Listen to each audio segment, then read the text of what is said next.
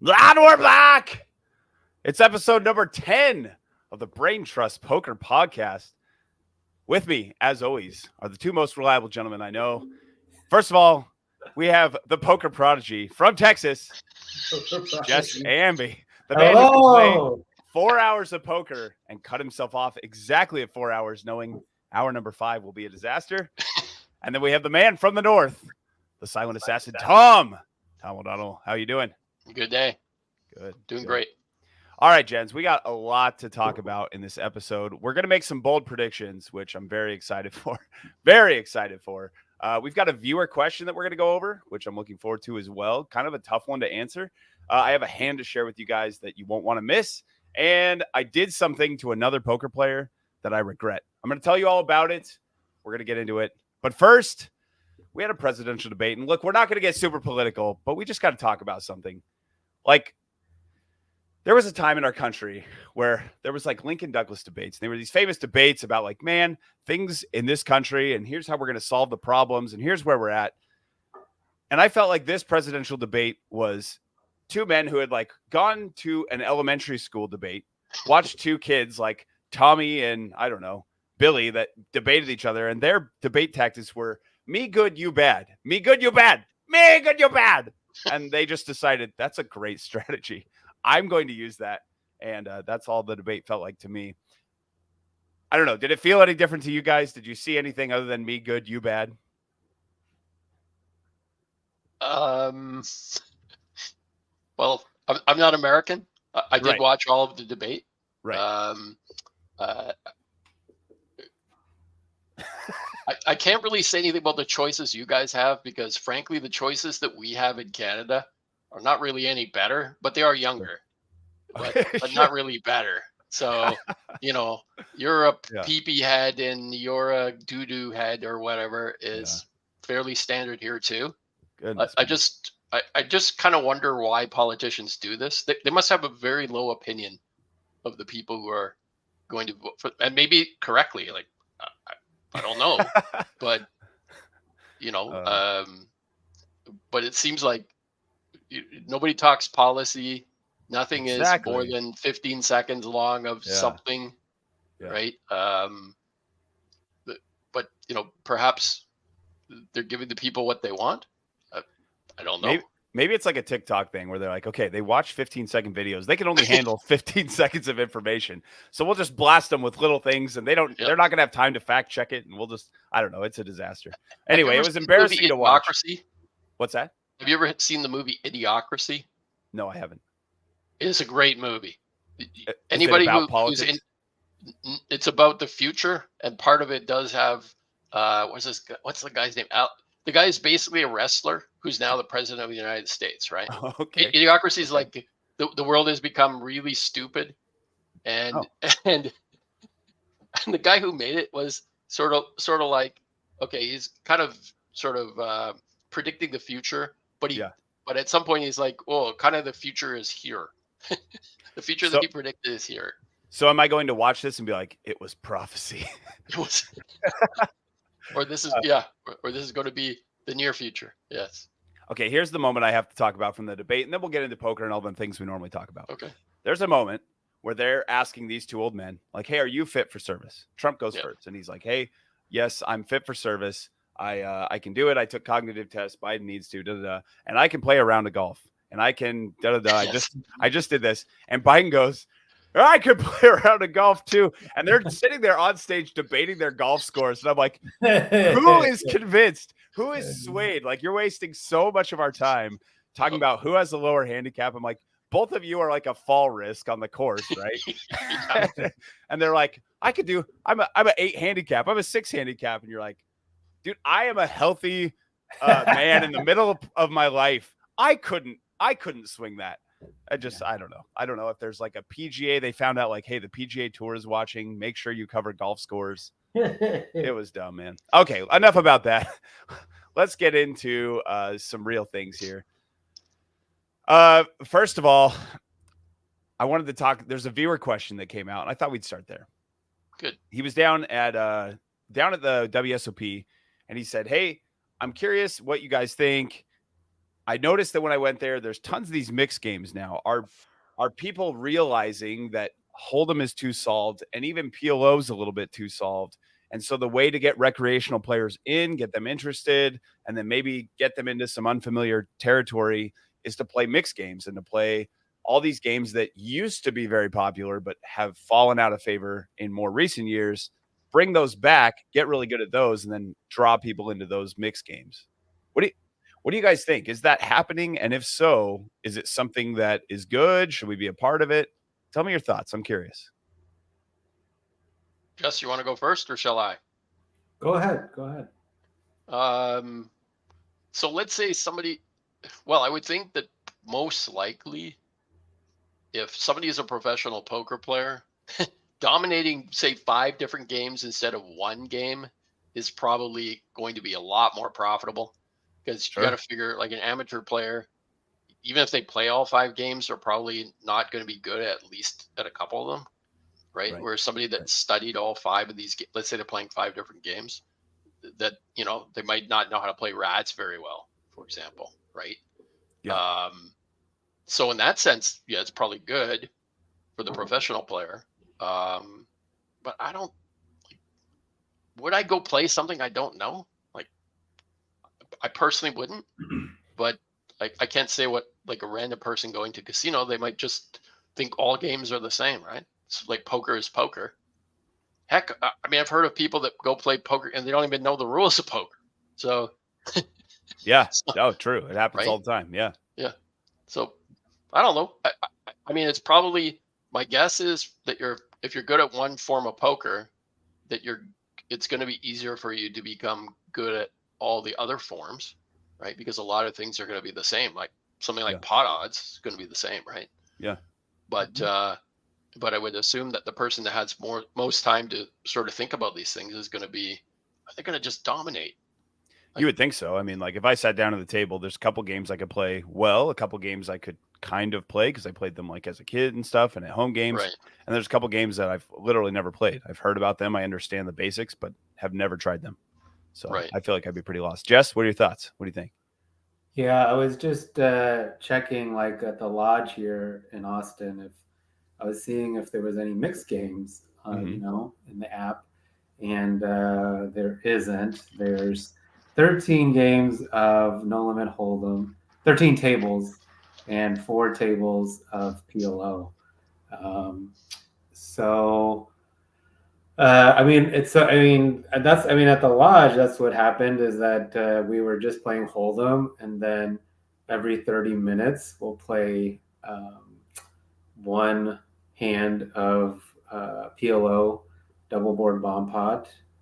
And there's another card house here, Texas card house, that plays PLO a lot more frequently, like interspersed with the No Limit Hold'em. So, I mean, I could see what he's saying, and I could see, like in a year from now, the lodge opens, like maybe there's another game, but I feel like it'll be a really slow. If it happens, it will happen like very, very slowly.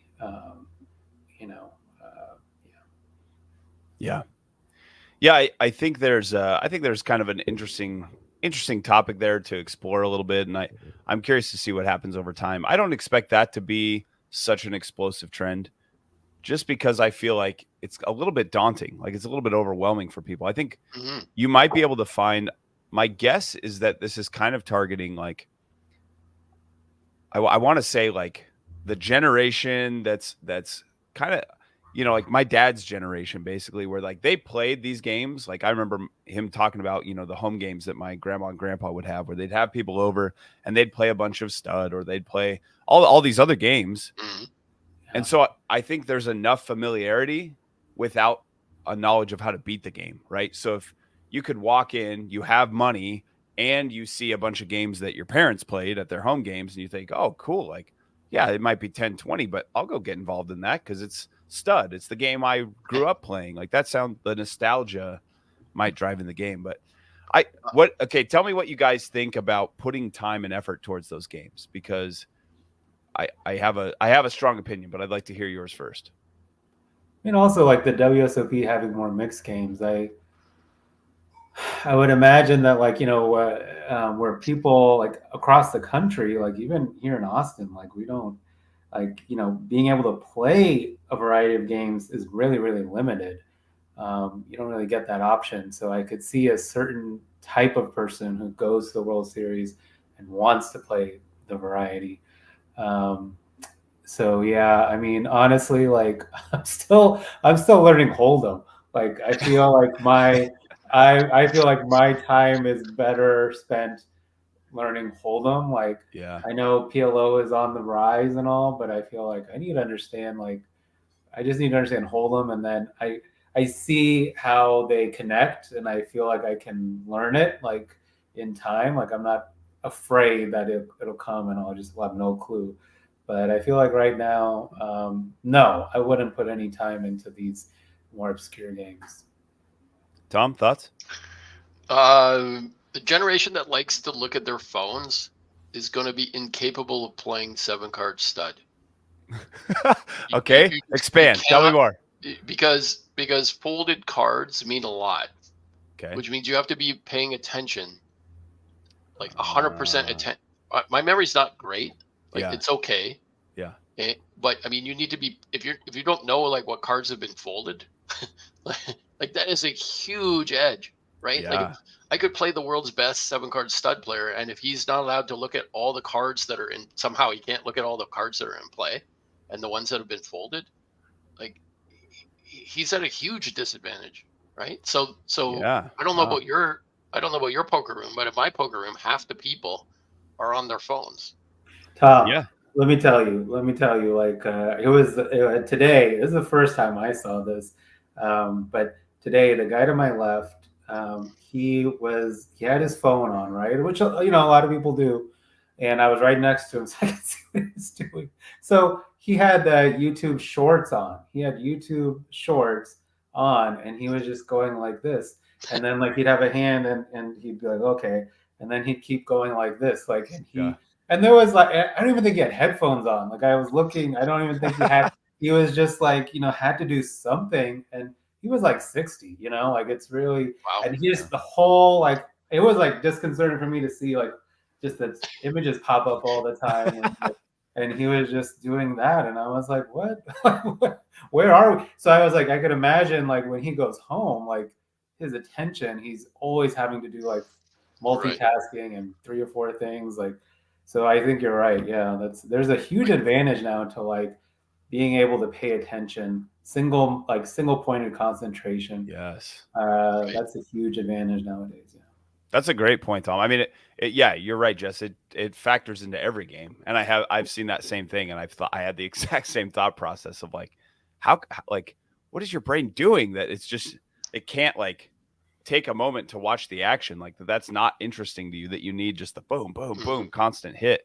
But yeah, but I never thought about it with a game like Stud. You're right, because all that discarded information, if you can't focus and memorize what's happening, you're playing so far behind. Just think of it this way, right? Like there's two, let's say your opponent on 5th and 6th Street has 2 8s, but the 8s have already been folded in other people's hands.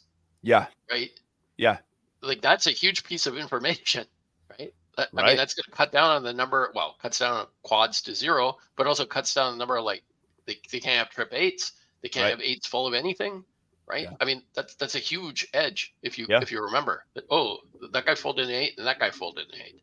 Yeah, right? For sure. But if you're on your phone, like, not going to notice that. So I would prefer if 7-card stud made a comeback. I used to play that in my early 20s and late teens in social clubs, but I do not see that making a comeback personally. It's too slow. I don't either. I'm actually surprised that it's doing as well as it is. Number one, I know it will, even if it does come back, it won't in my area, so it's not worth me playing. Number two, I know that even if it does become more popular, the amount of time you'd have to invest to get to play it for this short period of the year would be, to me, not worthwhile. And so, like, I just don't see that appeal. Whereas PLO, I'm like, yep, that's coming. I see that as worthwhile. The mixed games, I'm like, dude, I just don't see that being a worthwhile investment of time unless the whole world is like, yes, this is what we're doing. And I don't see that happening. I think there's been a lot of trends throughout poker that have come and gone, and I feel like this is another one like short deck where it's going to be there, people will be excited, and then it'll just disappear one day. So, or if you want to win a WSOP bracelet, right? Because then you could play in one of the events that has like 150 people instead of playing in ones that have 4,000 people. And I actually love it as a bracelet event. I think it's an incredible bracelet event because you have to be such a skilled player to have so much balance, to know all these games well. But it's just like a cash game trend. I think it's here today, gone tomorrow. I don't think it's worth our time. All right, guys, I gotta talk about something I did at the poker table because it's coming out in a future vlog episode, so you're gonna see it. But this was not great, but I want to talk it through with you. So I'll have all the hand history nailed down perfect the next time we when it's actually out. I have the notes. Okay. But it's also in the footage a little bit here. I don't know if I put every single thing. Okay, I have an ace king offsuit. I made a raise. Let's see. I was. Let me see if I can get all the information. Okay. So it ends up being like it's a straddled pot. I think I'm the straddle if I remember right. I'm not positive of the details. Don't worry about writing it all down because that's not like super important. But okay. But basically, I think I'm the straddle. And it goes. There's a raise, or I think it's a bunch of calls of the straddle, something like that. And it comes back around to me, and I make a raise. That's what it was. And so it ends up being like, I don't remember what I raised it to, like $30 or $40 or something. Like it was a pretty substantial raise. And it goes call, call, call. And so then it goes to the person to my right, and he's like, you can kind of see it on his face, like he doesn't really feel good about calling that much money with his hand, but like tosses it in there, right? Yeah. No, I think it was just one caller because we had $120. I think I made it 40. Maybe it was a small raise and a call, and then I made it 40 or something. I'm sorry. I don't remember the details. That's not the important part. I'll have it right when I get the footage. But the point is, he ends up reluctantly tossing in the call. And then we go to a flop, and there's either 120 or $160 in the pot. It comes out ace 4 deuce rainbow, and he bets $40 into me. And I'm not thinking about the situation I'm in. I'm multi-handed here. I'm like, you flopped a set on me? I said it out loud. Ooh. So I think I said something like, oh, you flopped a set here? And basically saying like, I feel like I know where you're at, but this price was so good that I was like, I have top. I'm going to call at least one street, see what happens. Player behind calls as well. We go to the turn. The turn is a blank. He bets 55 now. It's 55 into like almost $300. So I'm like, this does not feel like it's that. Well, it kind of does to me. Like he's like milking a little bit, right? Like I want a little bit more. It's just weird that he, like that flop, I don't know how much he has to worry about it checking through, so I would think there'd be a lot of check raising on the flop. So that, and then he leads out, 1/3 pot small, and then again, like 1/4 or whatever on the turn. So yeah, like I wouldn't think of a set as much, but then when he takes this line, it's usually like a medium-ish hand. So like, what is going on here? Like, it's a little strange.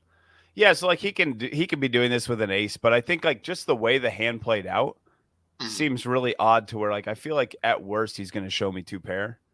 And I could be wrong, but it's not like a draw heavy board. It doesn't hit a calling range super hard. So like he has a lot of like sets or 2 pairs or not much, right? Maybe like a bad ace, but does a bad ace take this line? I don't think so. Not into the way I've bet, I don't think. So anyway, I end up saying that I think he has a set when there's still other players involved. We end up going 2 streets, gets to the river. I fold to a bet. He bets like 250 on the river. And I'm like, okay, like, I'm going to get out of the way. And the other opponent folds as well. And he was kind of frustrated. Now I know this guy, I've played with him a lot, and I'm like, hey man, I'm sorry. I wasn't trying to like influence action. Right. I just forgot. And it looked so much like you flopped a set from the way you behaved that it just kind of came out of my mouth. But I don't know. It was one of those spots where I almost like was willing to fold on the flop because I just felt like, oh, he flopped a set. Like it just, the way he like was looking at his cards and just like, I'm not supposed to call here. I'm supposed to fold. but then like tossed it, kind of shrugged and tossed it in, and then like looked really interested and then led into me on the flop. And I'm just like, oh no, like he hit it. He hit it. I almost, even though I had an insane price, I almost folded the flop. Would you guys, how good can your price be and you still fold if you just feel in your gut like, oh man, he hit it? Like you still have to call there, right? Yeah, I Depends guess on like the person. Depends on I the guess person. I think. if he like if he kind of shrugged and was like, oh, okay, all right, and then you lead out, say for whatever 40, and then he check raise you to like 85 or 90, easy. Then it's like, yeah, I'm willing to like, even though I have position, and I think that he was so reluctant, and then he's kind of eager, but it is, I don't know. Did he have twos? I mean, did he show it? He didn't tell you. He told me afterwards. He was a little bit frustrated. He's like, I don't know. He's like, I'm part of me's impressed and part of me's angry, but he's like, it's you. I don't think you were trying to be like angle on me or do something malicious to influence the action. But he's like, it was a little frustrating. He's like, part of me's just impressed. I don't know how you knew I had a set. And the other part of me is just a little upset that like you potentially took money out of my pocket. And so I don't know. I did feel pretty bad about that one, but I don't know. Is there a point where, like have you guys been in that spot before? How's it been handled by the floor? Like, have you had a spot like that where the floor, some information's been said unintentionally versus intentionally? Yeah, I mean, usually if the dealer does anything, the dealer will just remind them. I mean, it's like, this is multi-way. Like, never has somebody said, okay, your hand's dead or anything like that. Right. So yeah. If this happened to you, so you flop a set and somebody calls you out that you have a set, how are you feeling?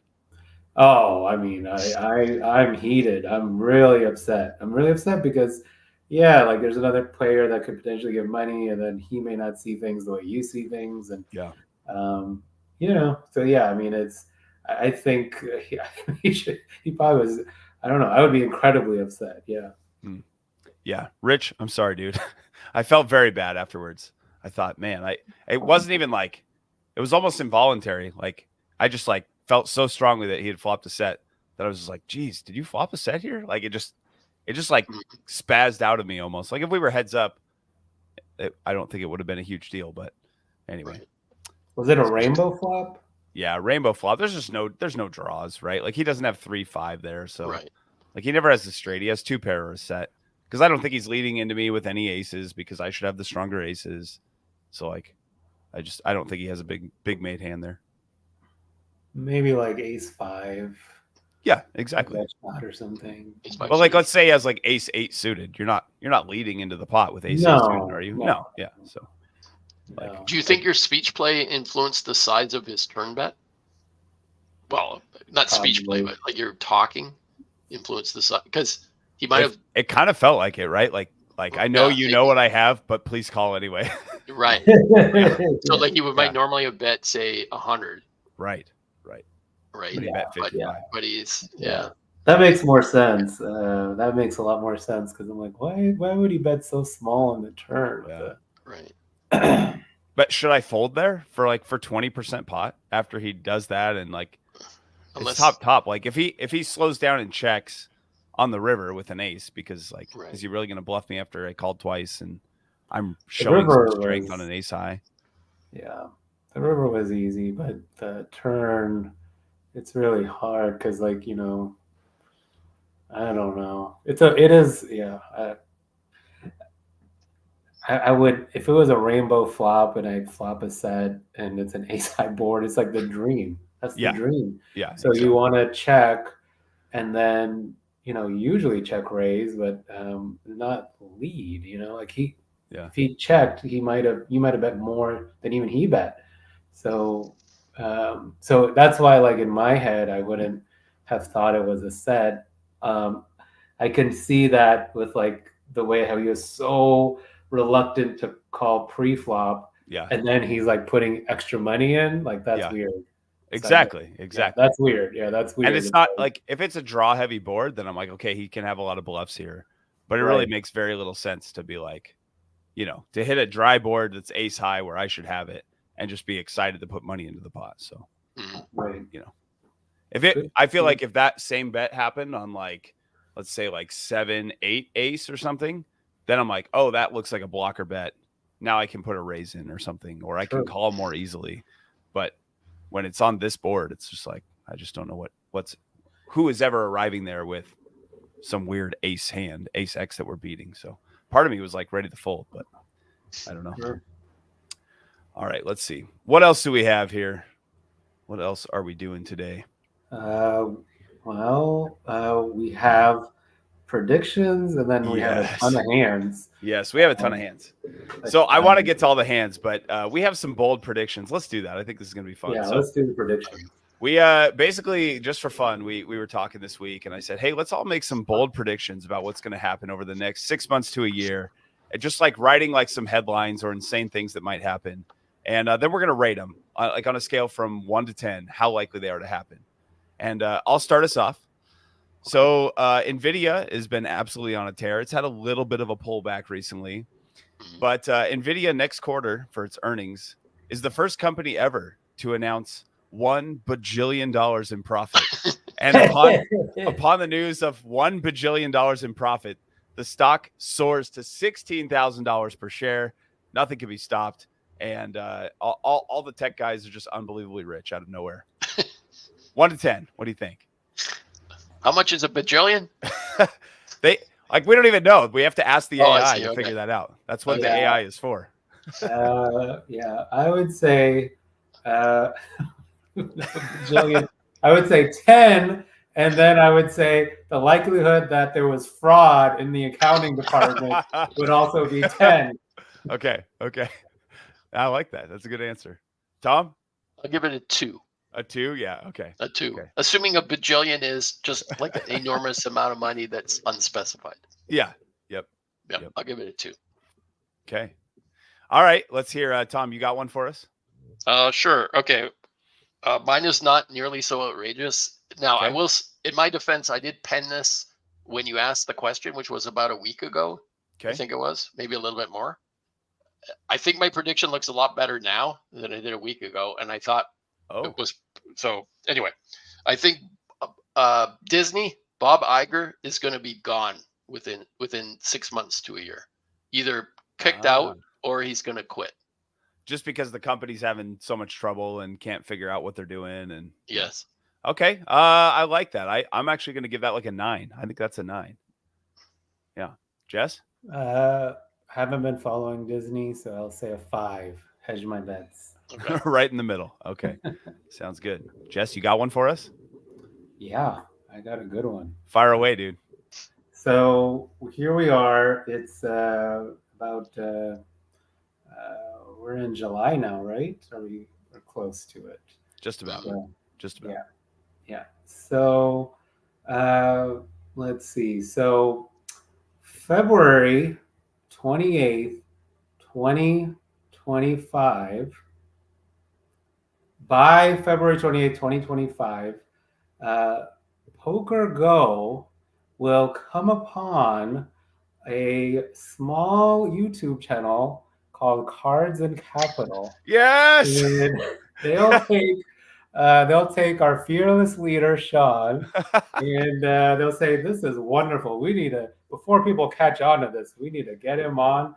And Sean will start hosting a low stakes reg show. Yes. On Poker Go for 6 figures. Oh man, I love it. I think the likelihood is about a 3, but maybe lower, but I love it. I love it. Tom, what do you think? I'll give it a 4. A 4? That feels generous. Feels generous. I think the 3 was too much.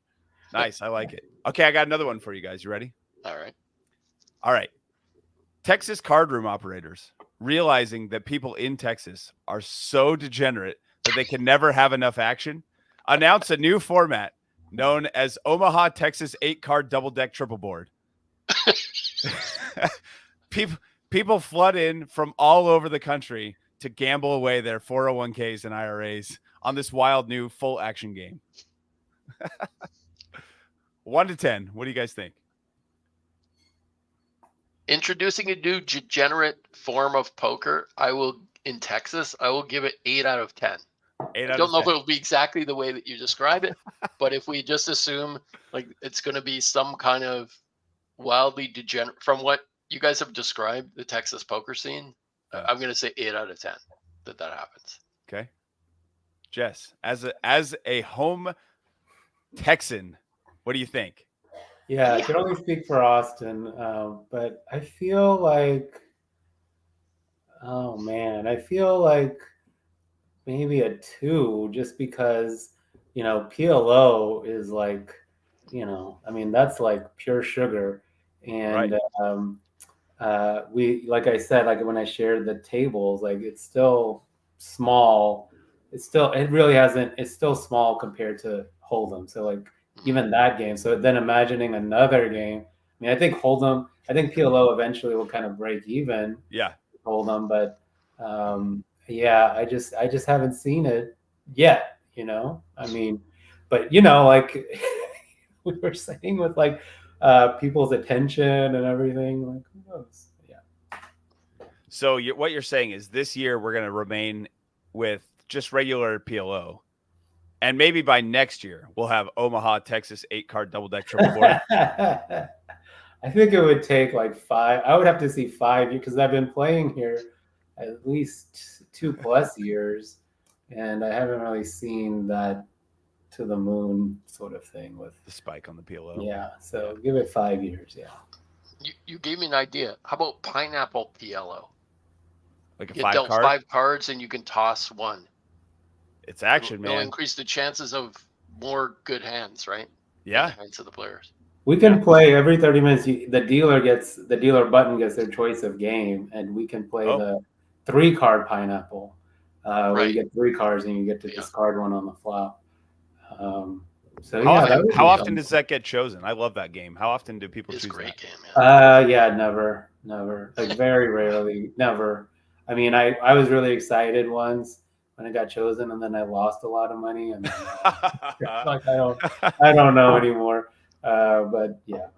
Wait, are you saying that I had that option when I was down there and I just didn't know about it? Every single time you're on the dealer button, you can say, man. I want to play pineapple, and they are obliged to do it. And also what happens is, like you'll say, this is why it doesn't happen too often, is because it's pineapple PLO, and then like I think you can just play a double board bomb pot of Hold'em. Like you can just do that. But so this is only with the bomb pot button, not only with the bomb pot button when it comes to you, and you can coerce your friend, next to you to like, hey, let's play that. But what happens is like when you play if you don't play PLO, like people won't put the $3 in. Like you get 6 people out of 9 that will play, and then it's just kind of hard. Like that's kind of what's happened.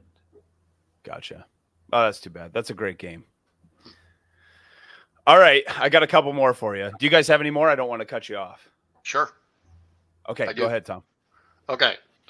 Prediction number 2, that within the next 6 months to a year, there will be a movie which will be on a major streaming service, which is, other than the sort of like the idea, will all be AI produced.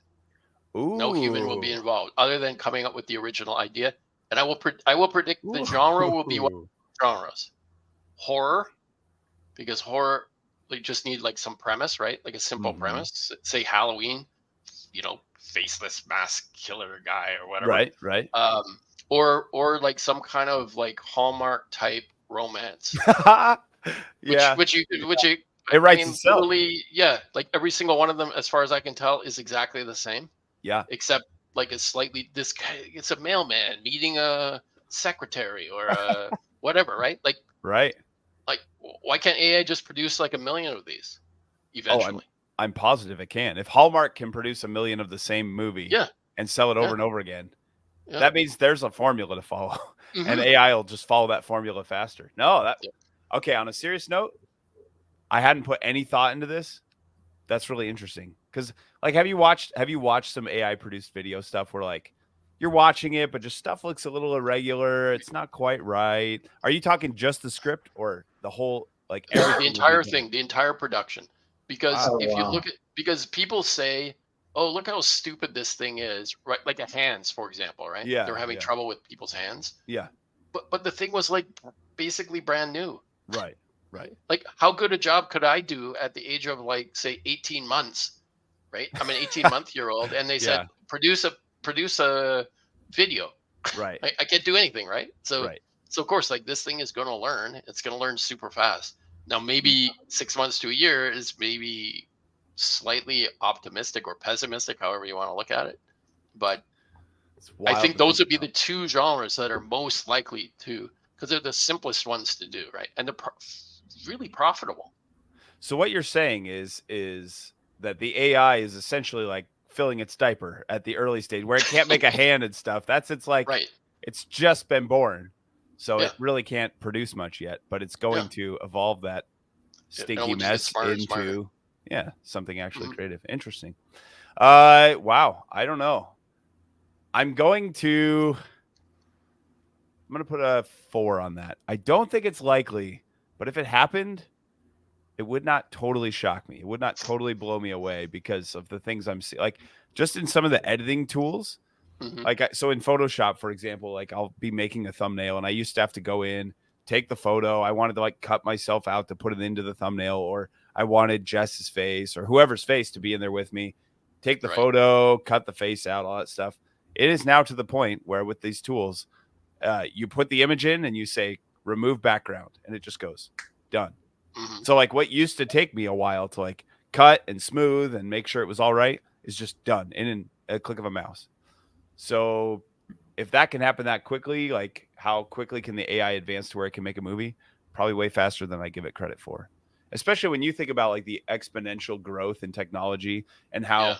there was a point where like when you had, this thumb drive thing that we used to plug into our laptop used to carry around like megabytes on it. You're like, yeah, I got 32 megabytes of storage on this thing. And now you're like, I've got like half a terabyte on this, no one's using a thumb drive, but if you were, Right. you have that kind of capacity now. So that kind of go ahead. My friend and I, when we were teenagers, we at the BC Chess Federation, we made a list of, I think it was like 100-person list, and he was super smart guy, like skipped 3 grades. He was already in university, right? So like I'm a high school student, university student. We go to the University of British Columbia computer department, and there is a computer the size of a house, and you use punch cards, Mm-hmm. right? Mm-hmm. The computer that you're using is, I don't know, 10,000 times more powerful, a million times more powerful. I have no idea, but I mean, it's a heck of a lot smaller than a house. Yeah. Right. I mean, there was a whole building. It had its own air conditioning units and stuff to keep it cool and whatever. And all it could do is like just punch cards. And we were like all amazed. Oh, it can keep track of like this list of 100 people, with their addresses and stuff. Right. So if AI goes the same way, it's going to be, it's going to, presumably we'll just learn like a million times faster than a human being will learn. Okay. I gotta throw out the, let's say that it does make a movie. What will it mess up? Like, what will be the thing that stands out where it's like, it didn't quite get that right? The Hallmark love movie or whatever that it can make, like it can mass produce. What will it just slightly get wrong in the first one? Or the horror movie or whatever? It could. I mean, comedy, I could see it getting wrong. And that's why I think comedy movies will be the last thing it will, if it ever figures it out. Because comedy is kind of, like a lot of things. I mean, I assume comedic geniuses have to really hone their craft. Whereas, looking good, like they just take the features of like 1,000 beautiful women and merge them. Now, maybe if you merge 1,000 features of like 1,000 beautiful women's features, you get a horribly ugly woman. But I kind of doubt it. Like I figure they'd be able to figure all that kind of stuff out. Yeah. I don't know. Like I can't. Hard to say. Like what would they mess up? So you think the end scary result movie would do scary? You think the end result is that the mistake it would make is that it would like combine so many beautiful women that it would by accident make like a butterface? Yeah. Or a horror movie that's too horrible, like too scary. Okay. Maybe. Okay. I mean, sure, I can see that. Possible. All right, I got a couple more. We got a little bit off track there, but that's a right. fascinating one. Jess, did you have? I don't think we heard your prediction. 1 to 10. How likely is an AI to make a movie by itself within the next year? I don't know. I mean, I think, God, you know what? It's so hard to be like a professional writer, and now like if you have to compete with AI, Jeez, man. and I wonder if like the writers block, like the writers group or union would like fight against that. I mean, that would be terrible for, I think, for writers. So I guess I'm not sure. Maybe like a 3. Okay.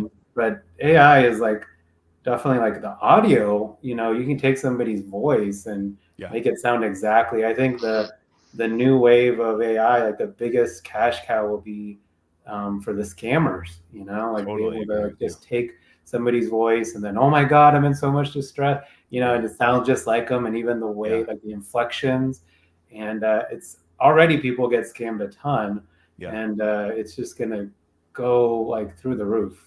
I totally agree with you. I think I know this isn't really where I intended this conversation to go, but I think this is like a real thing where I feel like I was telling my wife, I feel like we're kind of at the end of an age of reality, right? Where like you can't fully tell what's real and what's not already because like Photoshop and video editing and some of the things we can do. But I feel like we're about to enter an age where like deception will be at an unbelievable record high, and there will be like, it'll be so difficult to determine what is reality and what's not.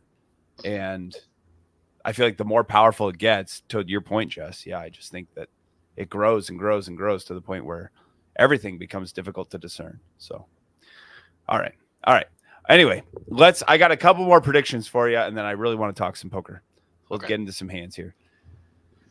All right. I don't know if you guys watched this. I made this prediction before I watched the most recent video that Corey Eyring put out, but our friend Corey Eyring builds his bankroll up to 700K and then loses everything on a spin of the roulette wheel. Now, I mean, I watched the video too. 700K. If you said 70K, you know, that's within the realm of possibility, but 700, that's a 1. I think that's a 1. I'm gonna have to agree. Like the wheels, the carriage turned back into a pumpkin on this most recent episode. Well, I mean, with his episode, I'm glad we're talking about it because we did interview him for the people who are watching. Go look back and look back at some of great interview, great guy, all that stuff. But go ahead, Jess. You interviewed him 1 year apart, but I mean, I don't think I think he's great at making a story, and I think the end title was another great story. I don't. He only lost like 5K. I mean, it wasn't like he makes 10K a month just in his videos or something like that. So, so he's fine. I'm sure he's still playing and everything. And I think, maybe he got to wake up. But I mean, he had that issue that we talked about in the interview about when he came to the lodge, he wanted to do something, but his bankroll was so thin, he didn't do it. And the exact same thing happened again. So how many times does that have to happen before you're like, I'm not playing my best poker? And, he reminded himself, my goal was to be a top poker player, not to like, I mean, anybody can sit down. I could sit down at like a 5K game and win sometimes, but it doesn't mean I'm the best player there. So I think I think he's fine. And he made like a big, production of it because that's what he's supposed to do. But I think, I think he'll be okay. I mean, I know he'll be okay. Like he'll keep playing, and maybe hopefully he kind of resets himself a little. Tom, any thoughts? So assuming that he actually does go through with this and he takes all of his net worth and gambles it, what do you really think the actual number will be? Great question. By the end of this year? Yeah. So let's say, I don't know if he's doing January 1st, let's say. I mean, my gut tells me that at tops he puts like 10 to 15K on there. Like if his YouTube is crushing it, it feels like 10 to 15K right now. When we talked to him, he was like, "Oh man, we're gonna put $500,000 on there." So that's why I went for the huge number in the bold prediction. but over the last like couple of weeks since I wrote that, it's just been a train wreck for him. So for him to be in debt now, I'd say best case is like 10 to 15K. I don't know. I'm gonna go higher. Okay. I'm gonna go higher because like if I don't know, I think it's the last one was like 9K in a month he got from YouTube, and he said I'm gonna put all my YouTube stuff in there too, which I don't agree with, but you know, but so 9K. There's like what 5. We have like 5 full months left, 6 months. So I'll give him 40. I'll give him 40K. I'll go with 40K. And that was that's the number I was thinking. 40K. That's with the money he's got to pay back though, because like right now he's in the hole. Yeah, because I was like, well, 9 times 6, 45, and he owes 4 and 40. But then also like, I mean, if he plays, I think he also plays with like at that table. There was also like recreational players. He knows the recreational players, and he feels like, hey, you know, maybe I got an edge here. But if he just kind of comes back and grinds a little bit, you know, I mean, I think he could stop losing money, and so that's why I say, well, maybe 40K. But I mean, that's also optimistic. I mean, I'm being optimistic here, but I also know he likes the production at the end, so we'll see. I mean, yeah, good question. Yeah, it is a good question. Good story. All right. Final one, and then we're gonna move on and talk some poker hands. All right, here we go. Tom tries 2-5. Finds out that he's better than he thought he would be, and by the end of the year, he is playing 5,100 private home games with rich Canadians. Well, first part of that will be a 10. Like he's definitely agreed. He goes to 2-5. He's going to be fine. He'll be profitable. The second part of that is like a 1. Like knowing Tom, there's no way he's going to, with his bankroll, is going to like, yes, let me play 5,100. That's just because of, that's not even the problem. I would never go to a home game. Never? There's no scenario? Okay. No. Interesting. We're not allowed to carry guns here. So, yeah. Right. But criminals are. So, right. Right. Yeah. That's the thing about laws. You can write all the laws you want, but criminals don't follow laws. So, yep. All righty. Good stuff. Let's talk some poker hands. You guys got some? I have some. If not, but I already gave you part of a train wreck from one of mine. If you have one, I'd love to hear what you have. Well, let me start us off by just this is a fun thought experiment maybe, but say you're in a hand, and you're in a hand with 2 other people in a double board PLO bomb pot. Okay. And each of you has $300. This is just a fun thought experiment, though, right? Yeah, this is a fun. Okay. Just Yeah. So $300. You each have $300, and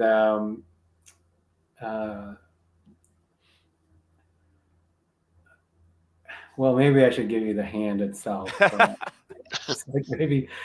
What I want to say is that like it's my experience is it's very, very, very hard to scoop. To get both boards. Sure. So what I want to know is, say you have okay, so here is the board that you have.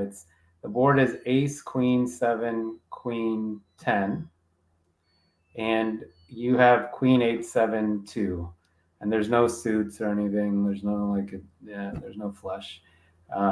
So you feel really good about that one. The other one, you really don't have anything. So, I mean, of course, somebody could have ace queen, and somebody could have queen 10. There's one queen left. But say you feel pretty confident about that one, and the other one you're not going to win. So they both, so how it happens is like you bet, they raise. Eventually, like you're all in and they're all in. 300, 300, 300. So like for you, how often, so you're only going to get half the pot, right? And so like say they both put 300 in and it's to you. How often do you have to be good on that one board that you think you have to call. So you feel like this is on the flop though, right? No, we're through the river. Sorry, I was. So he's My got brain queens was full of thinking about sevens. something. Oh, Yeah. He's queens, got queens full of sevens. Okay. All right, but there's an ace and a 10 also out there. So he loses to pocket aces, ace queen, queen 10. That's true. Yeah, that's true. And one thing you is, so you don't have the nuts. You don't have the nuts. I guess the other thing is on the other board, there's a queen. So you know that on the other queen board 10 is out. Yeah, you know queen 10 is out. Okay. So you know that like you have the last remaining queen, and you lose to aces, so you have the second nuts. Yeah. Okay. Good question. But it's queen on the board, right? So it's not right. Yeah. So you're not worried about like it where if it's like sevens or something, and they can have quads. Yeah. Okay. Well, yeah, you beat the sets. You beat sevens. You beat sevens. Right. So the only thing you're listening to is the aces. Yeah, you beat tens. Yeah.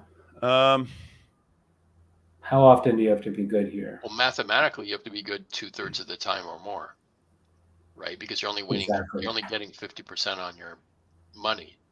Exactly. Yeah. Exactly. That's the part that's I played this hand, and like really half of the board is mine, so it's I have to risk 300 of my dollars to win potentially 150.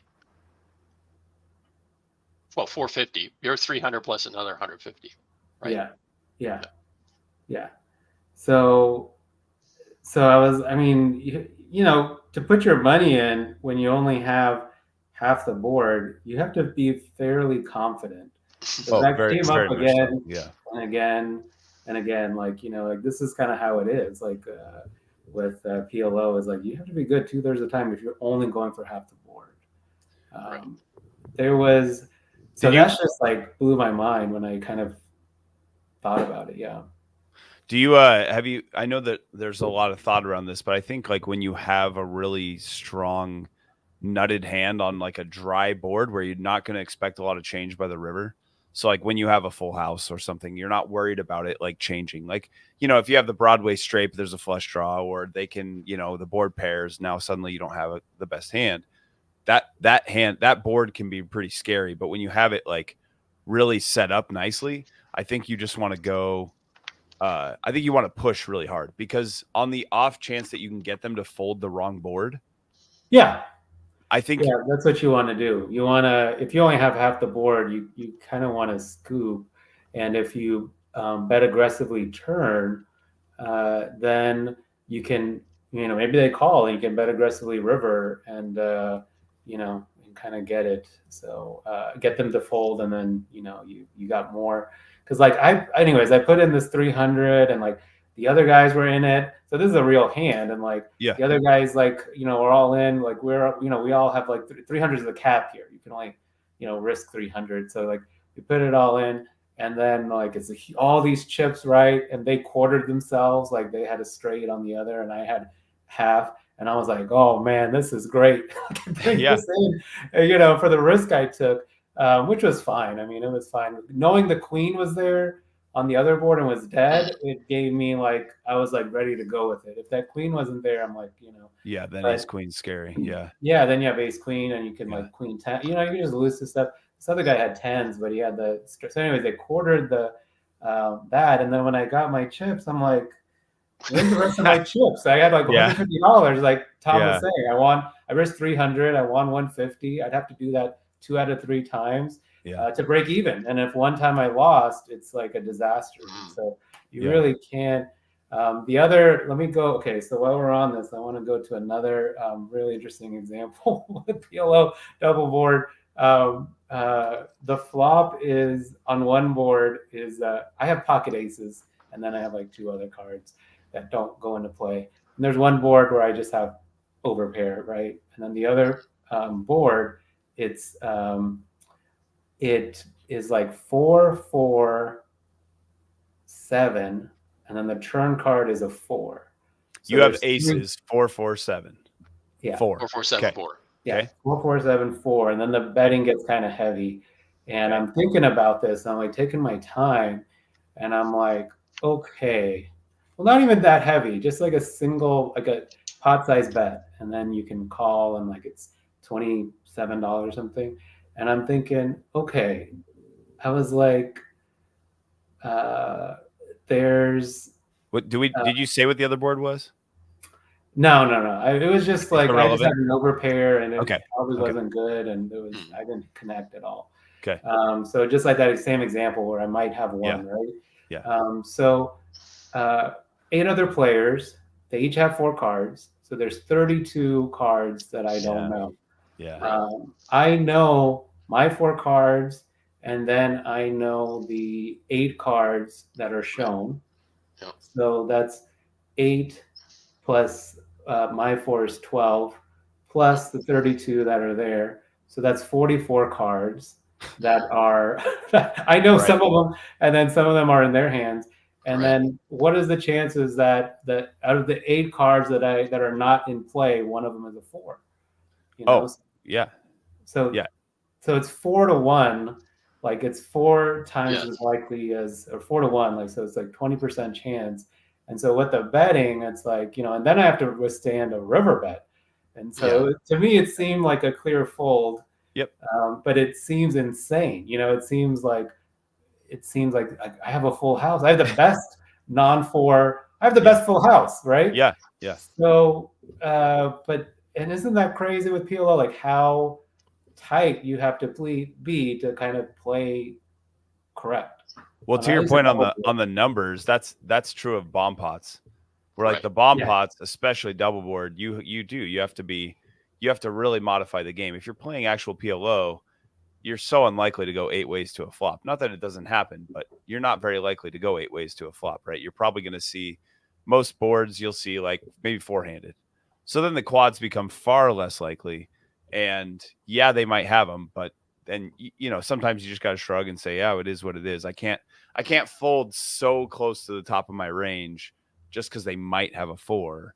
I mean, depending on the action. So yeah, it's a and the different odds and game. stuff. Like, But when you can open and you can fold out some of the muck, there's still like more risk than hold them. But I wish I mean, that's something I would be interested in, is if at the lodge they would let us play pre-flop, a little bit. And and then, because then you have a little bit more skill. You're playing like maybe stronger hands to start with than others, and it would be like the next. But yeah, you're right. Like the bomb pod, it's just like, you really have to have close to the nuts, because like Thomas, 2/3 of the time you have to be, correct.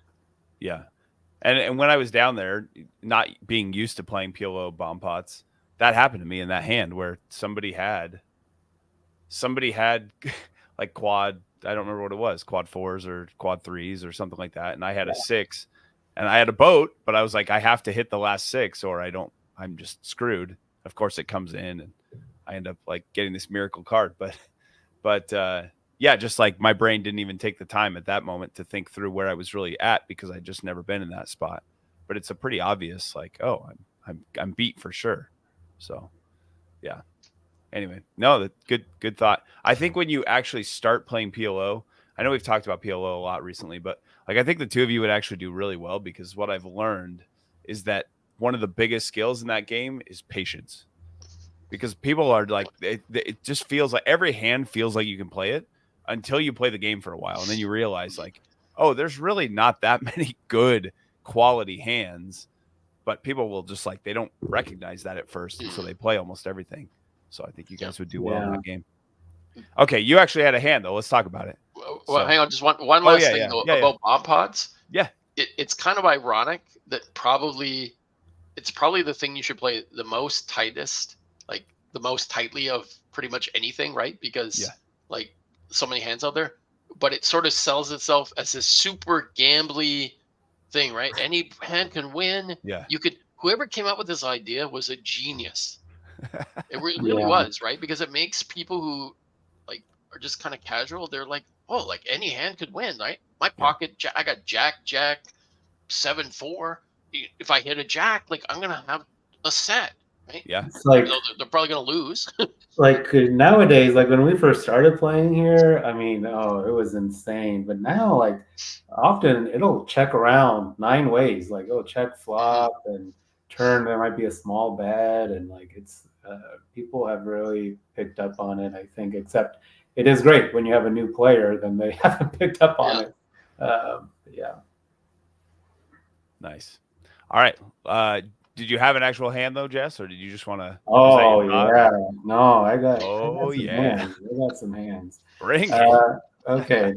So yeah, I played 3 days this week, so I have some hands. Let's see. Let's do like a.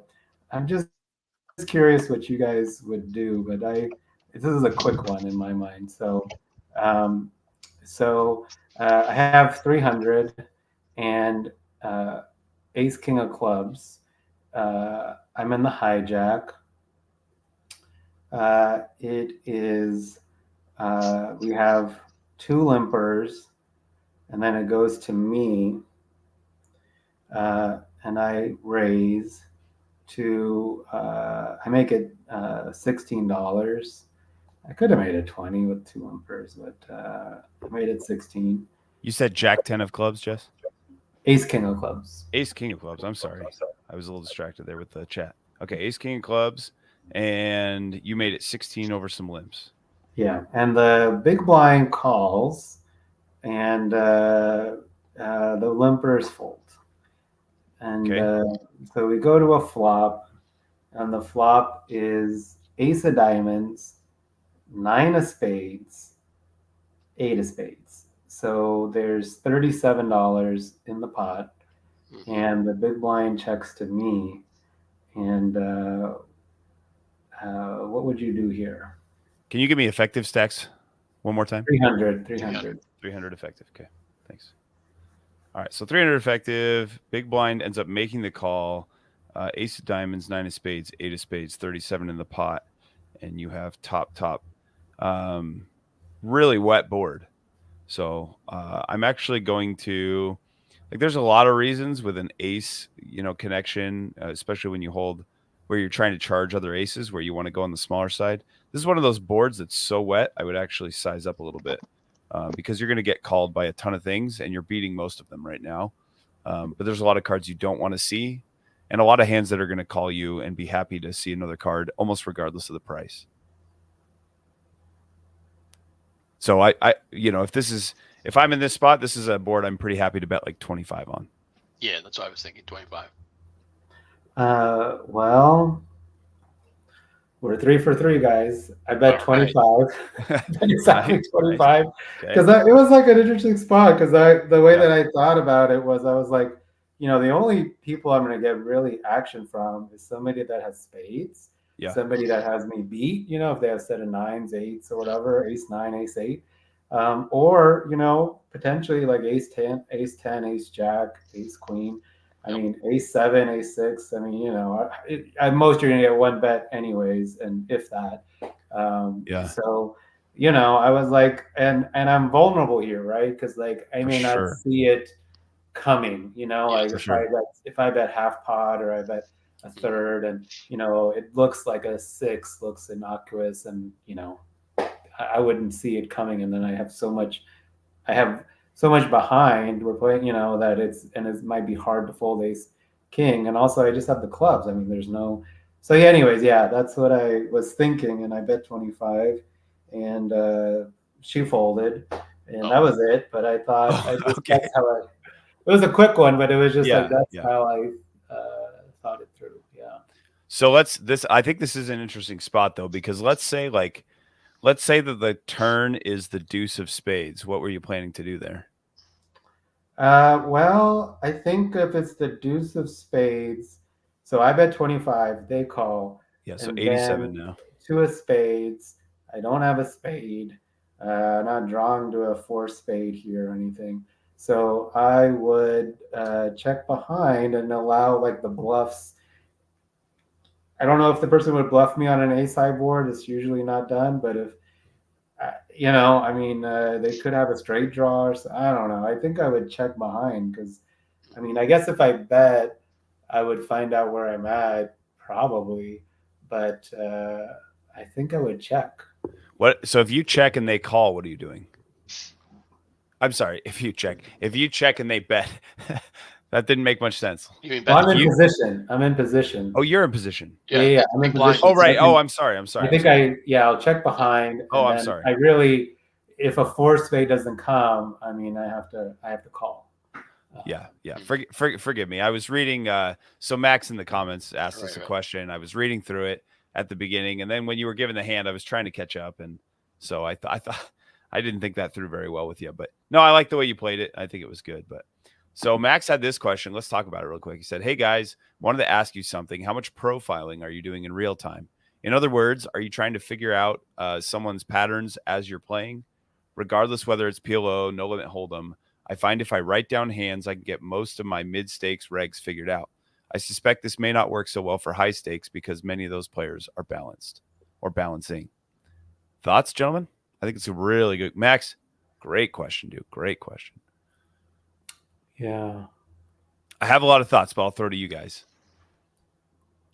You want to go first, Jess? Okay. Oh, there we go. I was going to say, I can take it back if I have to.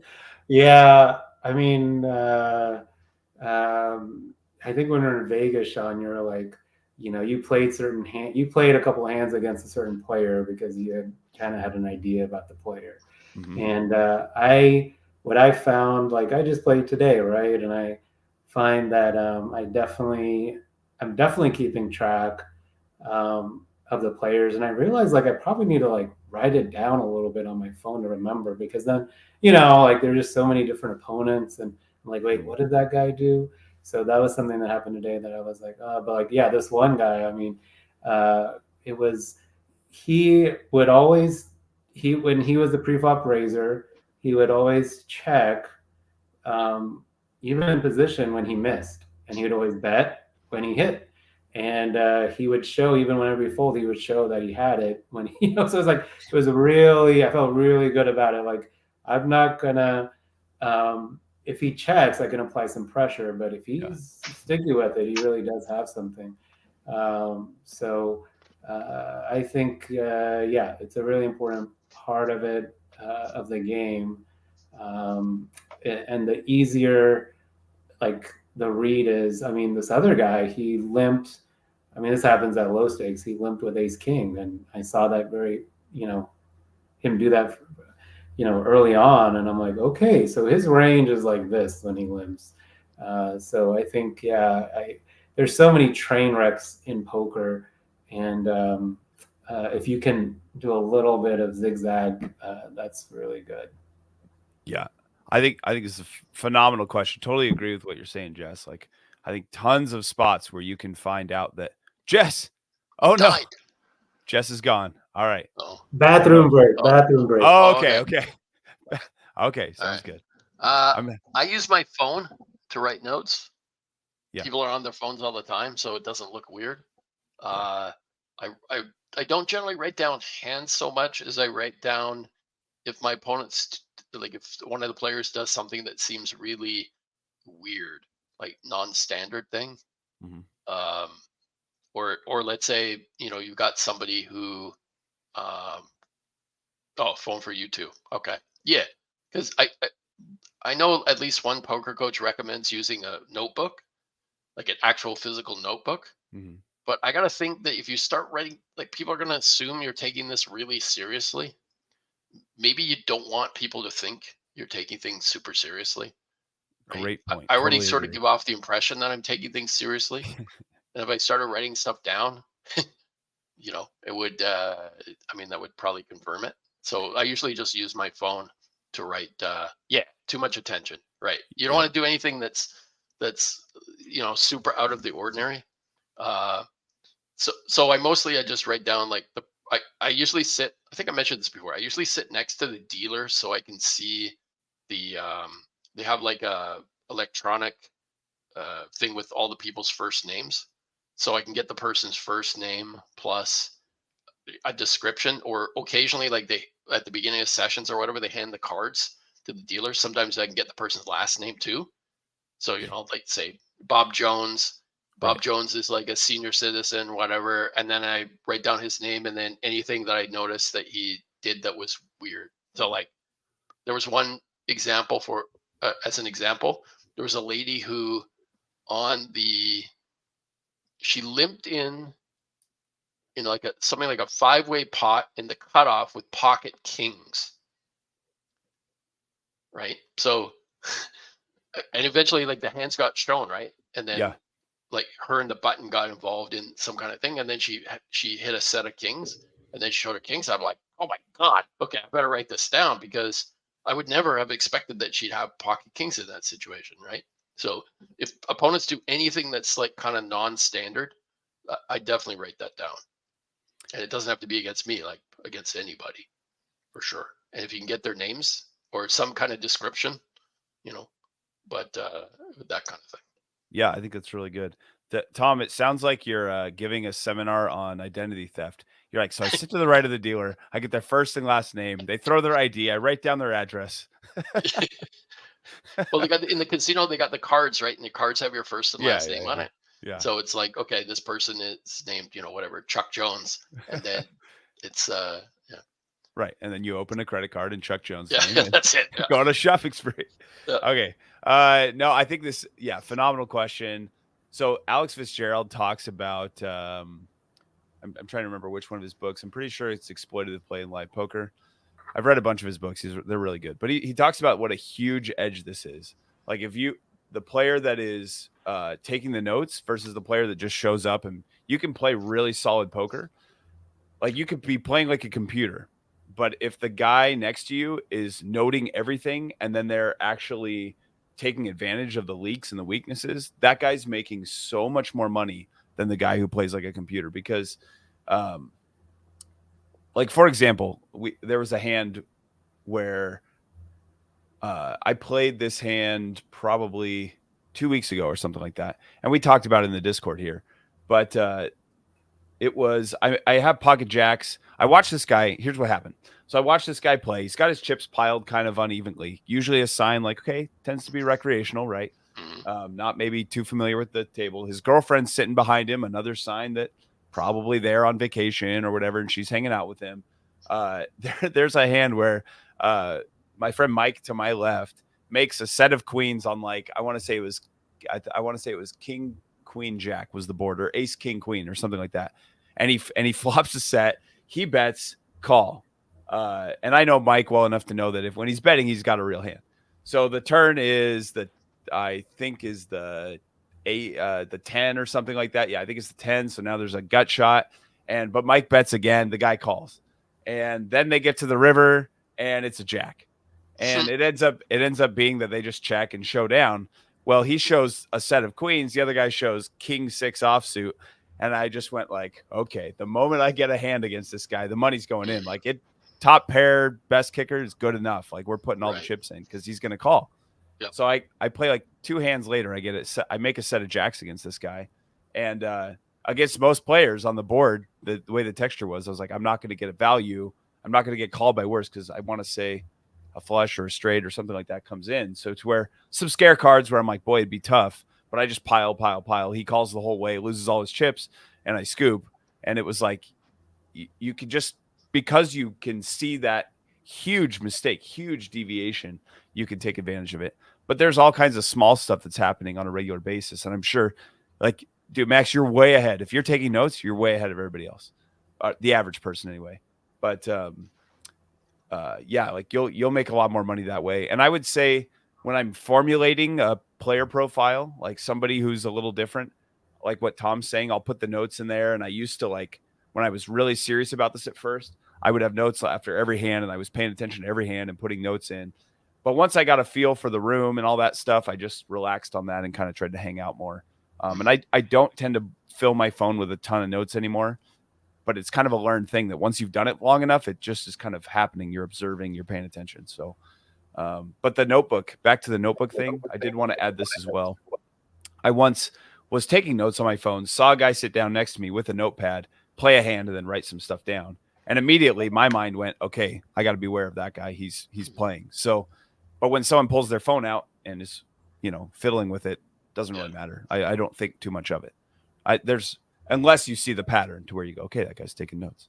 Right. Yeah, that's with the phone, you can do it a lot more inconspicuously. Yeah. Like if you bring a notebook out, that's a little bit harder. But because I think Tom. I think that's what I have to do. I mean, because I was just in the hand. I mean, just at the table where I was trying to keep track of everybody, and I was starting to lose it. What people were doing.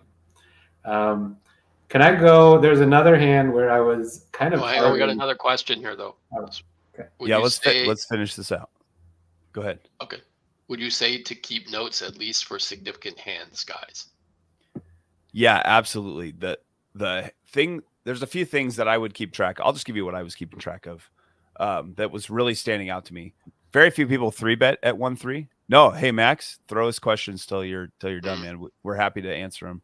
The hands, we'll get to the hands. We talk hands Discord all the time, so happy to talk questions. But there was, you rarely see it at the 1-3 game locally, a ton of 3-betting. And so whenever I saw a 3-bet from somebody for a while there, I was putting that note in and keeping track of their frequency in that session and being like, man, this guy 3-bet 8 times in a session. So he's very capable. This guy has never 3-bet. Like I haven't seen him do it in, 3 weeks or whatever. So when he 3-bets, I need to be willing to fold. And a lot of those things that like really helped me put together a player profile. But I would say when you see showdown, that's probably your best opportunity to gain information. Okay. Sure. Keep track of follow the hands. So this guy opened, that guy 3-bet, he called, they got all the way to showdown. And the original raiser who called the 3-bet called with, let's say he called with like, Jack 9 offsuit. You're like, whoa. That's the hand I was thinking. Like that's insane. Like, why did he call that 3-bet? So you write it down, and like showdowns are so helpful.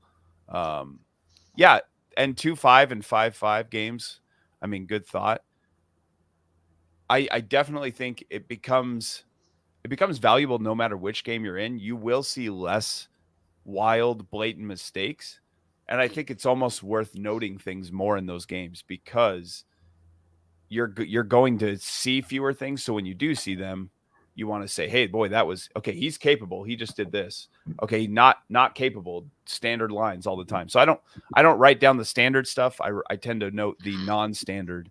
Is that what you guys were saying too? Just like, hey, this guy's doing these things in an unusual way. Right. Yeah. Yep. So So like, there's one guy, Jerry the Farmer. If he 3-bets pre-flop, it's only aces and kings only. And I'm not even 100% sure about kings. You told us a story about Jerry the Farmer last episode or 2 episodes ago, didn't you? Yeah. Jerry the Farmer. Jerry the Farmer. Yeah. Nice. He's a nice guy.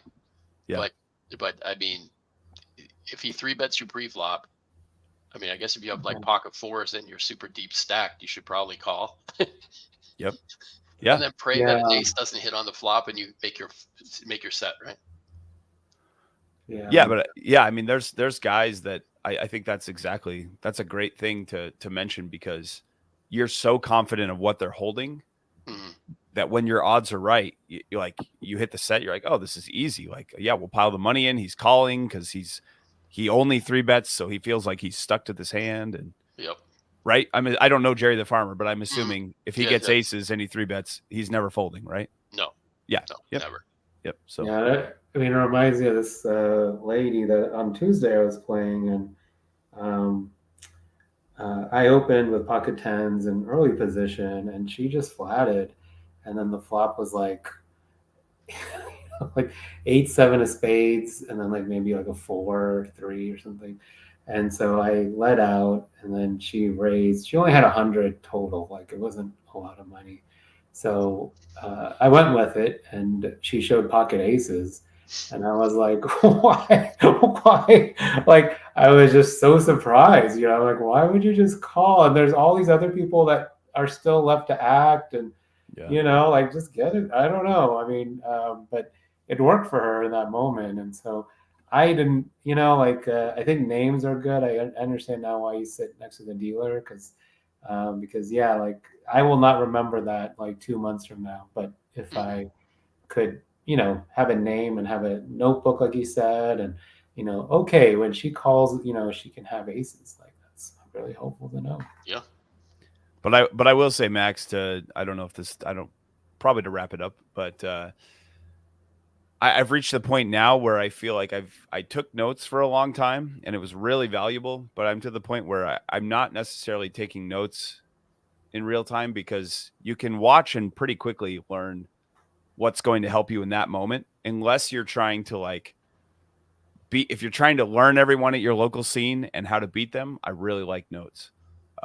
Once you have an idea of who your local people are and what they do, I don't think you need notes anymore. And your brain will just be trained to look for that information of okay, that guy, he's capable of these things. And you'll start to put the player profiles together pretty easily. So also, there's a point where I don't feel like you need to continue, but you can. Jess, what you got? Props to Max's username, MaxEV. Yeah, for sure.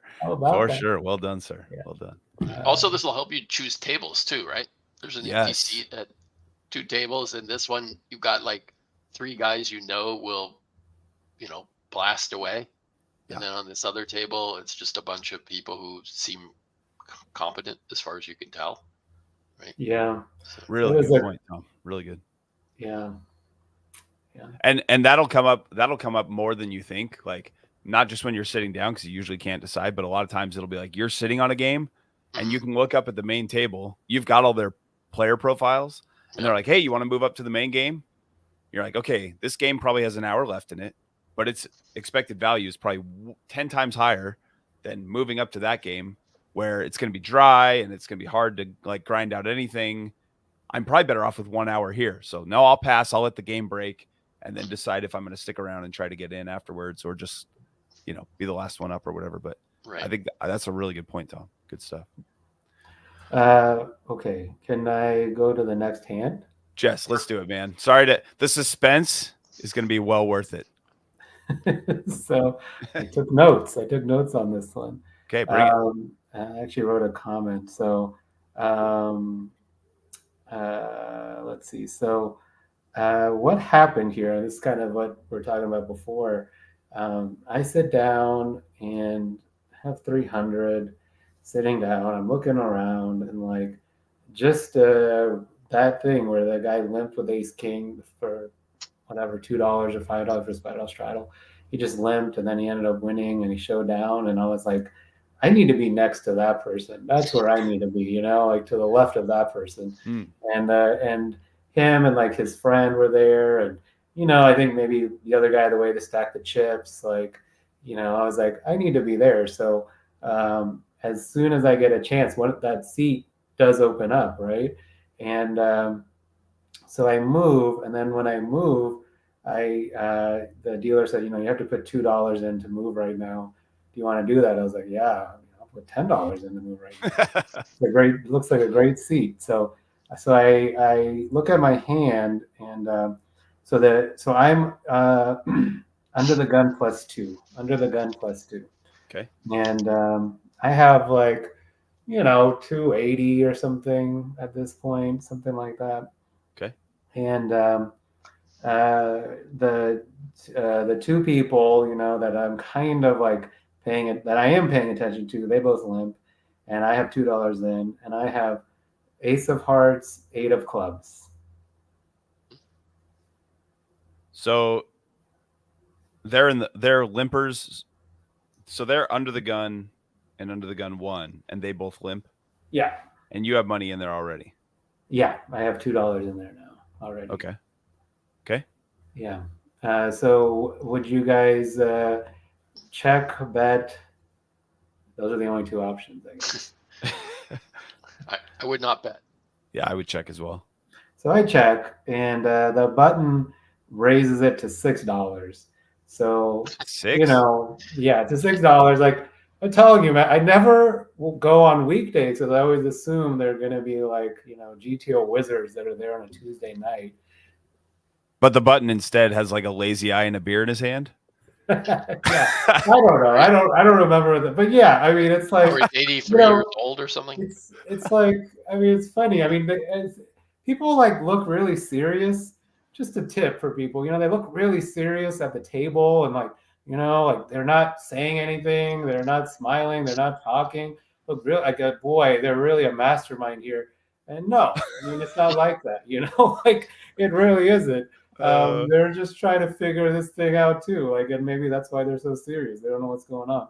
So he makes it to 6, and the big blind calls, the under the gun +1 calls, and then I call, and there's $27 now in the pot, and 4 players, $27. So the flop is rainbow, jack of clubs, 8 of spades, 4 of diamonds, and you know, so the button put in the raise, so it checks to me. And what would you check to the pre-flop raiser, or would you bet? Or Yeah, of course. Yeah, check. I check. Yep. So I check, and then the button checks behind. Okay, good. Can we go back just a bit? Yeah. When you changed seats, did anybody ask you why you were changing seats? No. Okay. Because Do people ask you? Occasionally. Usually I'll just say something like that, because I probably haven't played a hand in the last 90 minutes. I'll say, "Well, getting no cards on this seat," or something. Yeah, this one's unlucky. Yep. You don't want to be like, you know, oh well, because this guy's a jackass, and I want to sit next to it, right? Like, Yeah. You don't say that? No, Okay, I wouldn't recommend it. And, Okay. and nobody, Yeah, you're there to have fun, right? So nobody wants to. You don't want to make people feel bad. Right. Yeah. So, anyway. No, you don't want anybody to feel bad, and I do feel the you know, when I change a seat, I feel that pressure of like, you know,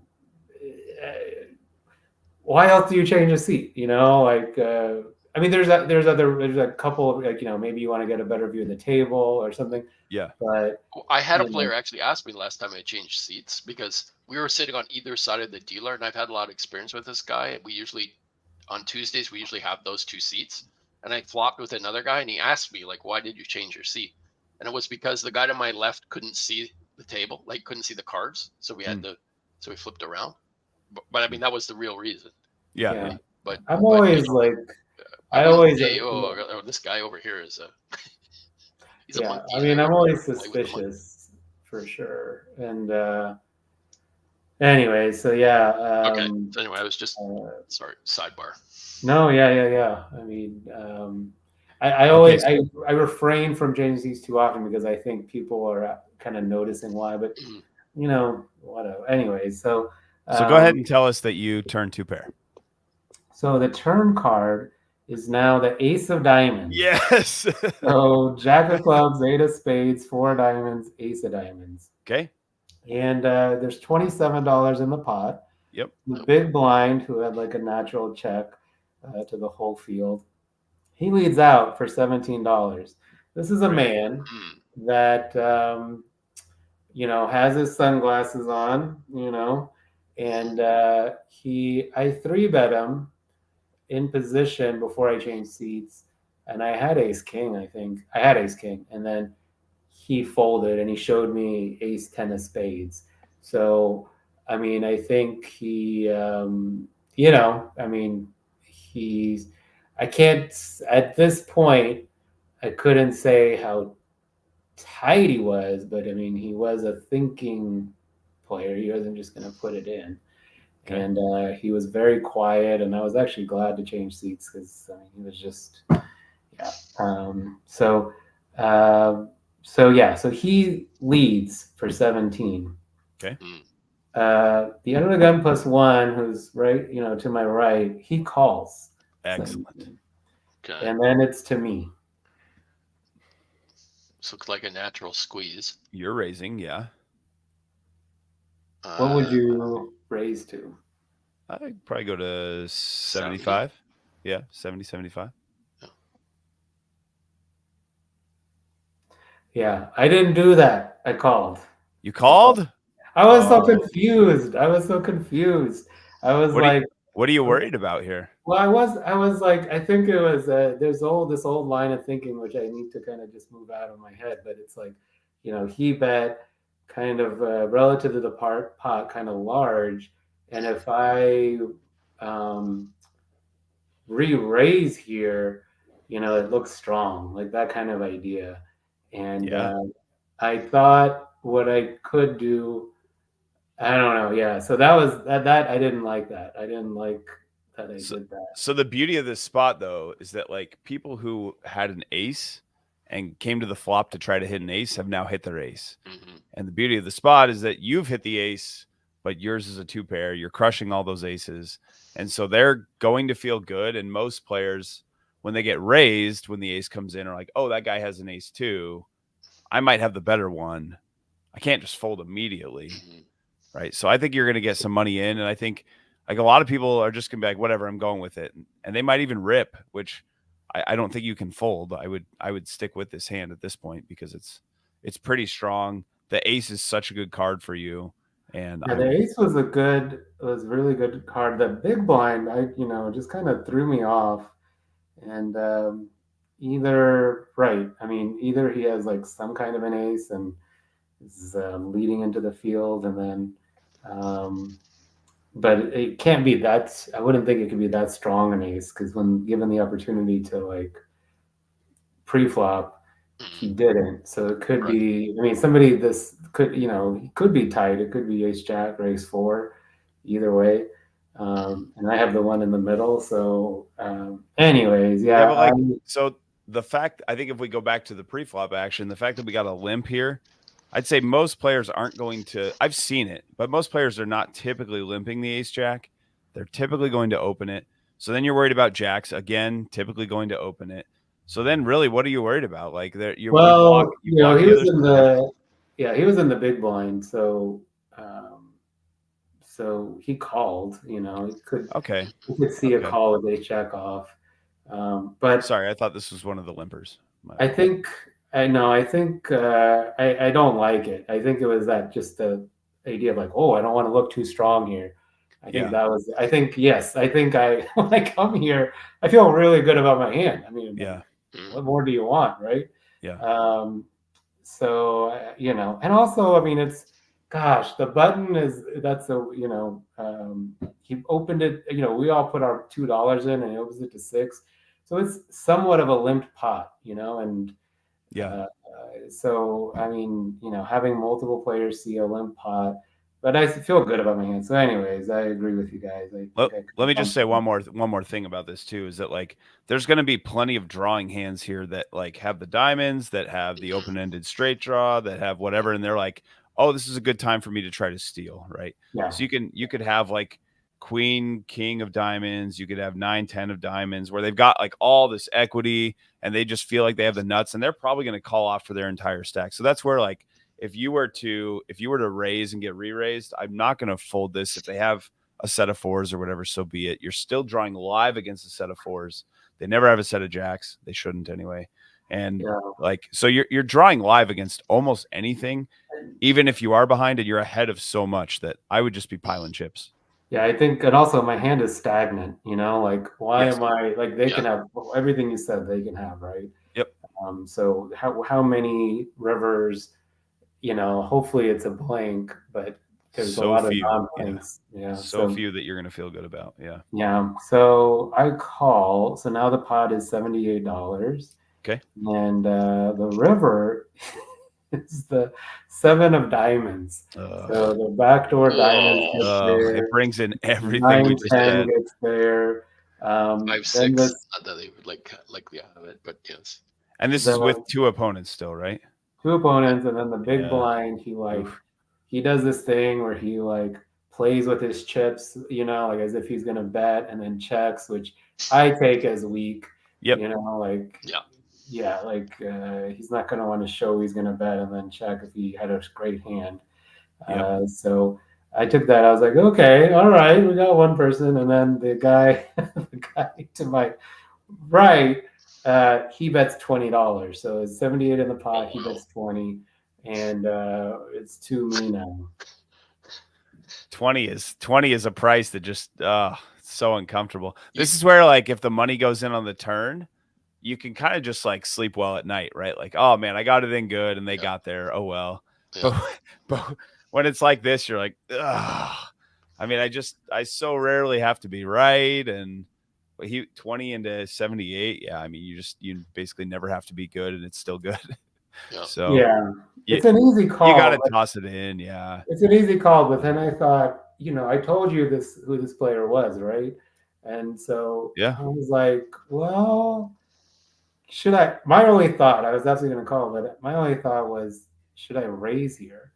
And I started to think about the big blind, and he's still, I mean, my read, how much faith am I putting in my read that he's weak? I mean, I don't know. Maybe he's, if he had 2 diamonds, I think he would bet. So I think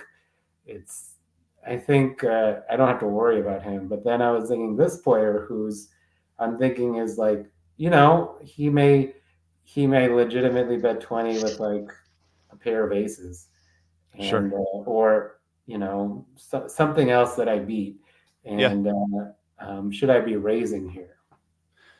Well, no, and I would say that the player behind you showing weakness is a good thing for you to know.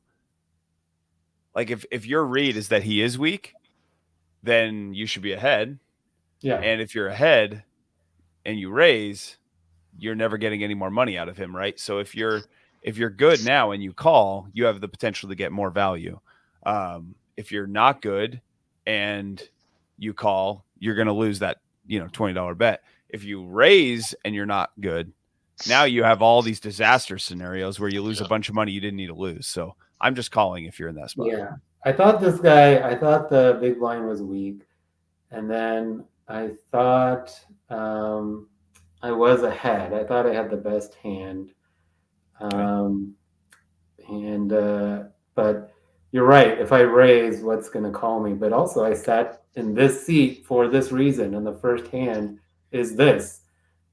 Yeah, but there's spots that I think you can like try to extract value. This is like one of the worst cards in the deck. It brings in so many hands here, right? Yeah. Well, so I decided I just called, and then the big blind kind of like thought for a while, and he called, and then the under the gun +1 shows like Jack 10.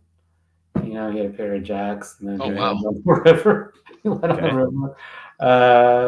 I don't, we had $20 in the river, and then the other guy didn't. I showed my hand 2 pairs, and you were good, right?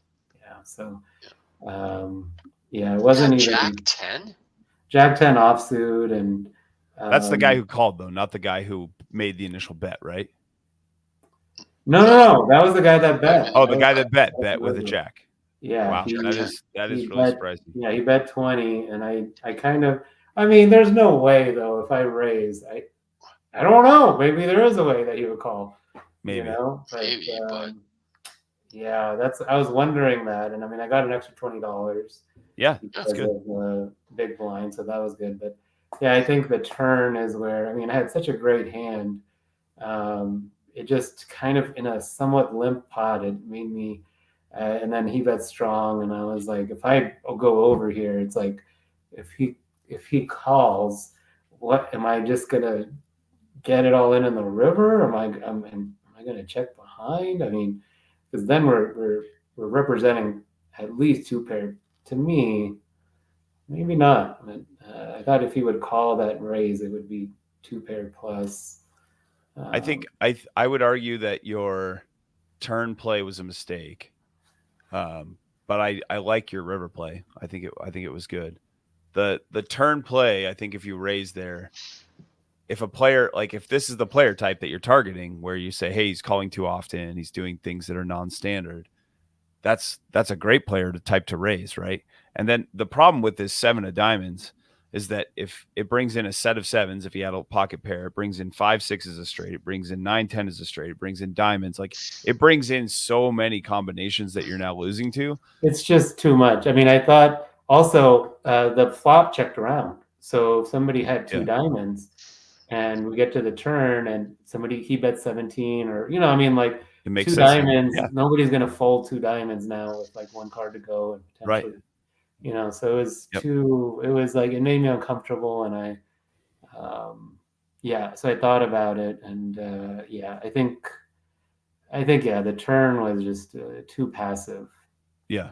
But in the end, I do like the river play to just call and get the value from the player you think is weak behind you calling. I think that was good. Because he's like showing some interest, like, hey, I don't want to fold. There's like the guy who does kind of that chip stab thing is not typically just going to flick his cards in. He's looking for the check down, but he has some showdown value, right? So if the bet is small, he's likely calling it.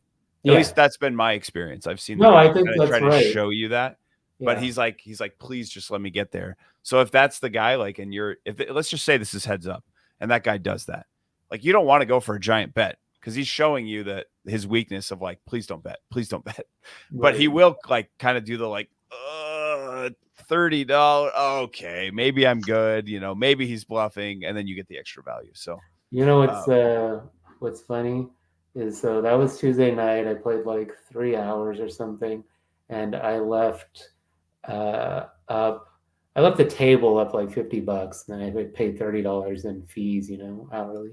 yeah, And so I left up $20 at the end of it. And what was funny was those two guys that were like new, and one guy, he somebody opened at 12 and he tried to raise them and said 15. I raise, and so this is what we're talking about. yeah. And but what's funny is I leave. I'm there 3 hours. They're there. We're playing, and they had like all the chips. They had all the chips. Like, it was funny. Like, they were just like getting sets and everything. And I don't know, man. It's like, it's, even though you like think, oh wow, I should sit next to these players, it doesn't mean that you're supposed to win just because you played more. Like, Right. that was, they knocked out like tons of people. But inevitably, if those guys play long enough, they lose everything. Like those guys show up all the time, and it always feels insane that they're winning. Like the story I was telling before this hand, where I was like, dude, I got the set of jacks against the guy who called with king 6 offsuit all the way down to the river with, second pair when the guy was showing him he had a real hand. That guy, like, after he busted, so I bust him, I take all his chips, and then he leaves, and they're like, dude, that guy was running so hot before the hand. It's kind of the same story, right? Or they're just in there. They're doing things that aren't standard. And so people are kind of having a hard time navigating, right? I think it's like the timetable, because like you would think in 3 hours they would lose. I thought they would lose a buy-in or two or something. Oh, yeah. And so I think before, what I would do is like I had to go to work tomorrow. So I was like done. But like I would maybe I should play longer. Maybe I should play, like, force myself to play half an hour longer. Yeah. But the timetable of when that will correct is maybe longer than kind of we think it is. Like it could be, they could leave for the night, or it could be like 4 hours, or I just sometimes I see someone like that playing, and I'm like, I'm in my head, I'm thinking like, in the next 30 minutes, we're gonna get it all in. But I think the variance is a little bit greater than that. Like, it could take longer. Have you guys seen like the invincible mindset though? Like, where they, like the winner's tilt, where they just are like, I am a poker legend, and they just start playing every single hand until they have no chips left? Yeah. Because I've seen it so many times, man. Like they'll be out of line, but then when they get hot, it almost like expands their confidence into this like wildly unstable place that they shouldn't be, and they just keep going and going. And then they start whining about how they lost the last 3 hands in a row. Yeah. Right. And it's just like, I'm just sitting there like, if there's 9 players at the table, you should win at most about one hand in 9. Right. And you're mad because you lost 3 hands in a row. But you have to tell those guys, like, yeah, poker's a cruel game sometimes. You have to like, you have to be there, just like, I understand. It happens to all of us. I'd also like to link one thing to Max EV's question. When your opponent bet on the river $20, their hand was kind of bad. Oh yeah. Note they didn't bet when they had top pair, right? They only bet at the end when they had basically nothing, and their hand wasn't very good. So I like to tell them they're unlucky. Yeah, that's a good idea. But there are a lot of players that the size of their bets, like, he might actually think he has the best hand, right? But his hand isn't very good. So the size of his bet is very small because he thinks, well, my hand's not very good, right? But I'm going to bet it because I don't know, somebody might call me with or whatever, right? So I would sort of make note of that the guy had like a pretty garbagey hand and he bet small with it. But it wasn't a bluff, I assume. No, I don't think it was. I think I don't know, man. I think maybe the guy next to him had to explain to him why he lost. I think, I don't know what happened there, but it was, yeah, he was betting, he was like betting, sizing his bet by the quality of his hand and potentially, but then also I think with like these kind of players, it's like, I don't want to, it's hard to put too much into how they're thinking. It's like, like, who God knows what they're thinking, like, they could have the nuts and bet 20 and I can't understand that, like it's very strange, but yeah, I mean, I felt really good because I just changed seats and I was like, man, I won this really nice pot, and I'm like, this is gonna be a great night, I mean, it was fun. It wasn't like, but it was good. And back to our notes, I think like when you're calculating pot odds against a player like this and you're close, you don't have to have exactly the correct odds, because when you construct their range is going to tell you, based on what they should and shouldn't have, what a standard player would have, here's how much you should call or not call. But against a guy like this that's going to value bet with a hand that should never be a value bet, and or bluffing or whatever he was doing, he's betting a hand that's not a bet ever. Like if it is a bet, fine. I could see where you could say, I have, like, if you were a good thinking player holding Jack 10 here and you get to this river and the 7 comes in, you could say to yourself, especially if you're holding a diamond with one of those, that, hey, I have blockers to the diamonds and blockers to the straight. Let me bet 1.2x pot. But when you bet a quarter pot, I mean, I don't know what you're trying to accomplish, because are you going to get value from worse? Almost certainly not on this board. I think he had the third best hand. I mean, I think he had the third best hand. Yeah. But not the third best possible.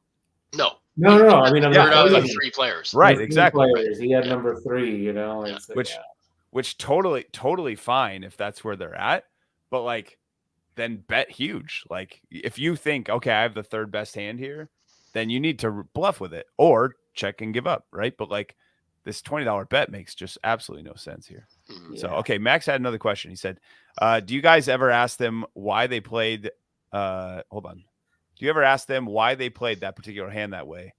A lot of people tell me why they played something the way they played it. Honestly. Yep. Yes. Yeah. That happens all the time at the table. As long as you don't say, like, I've heard people say, why did you play it that way? Right. Or what were you do? No.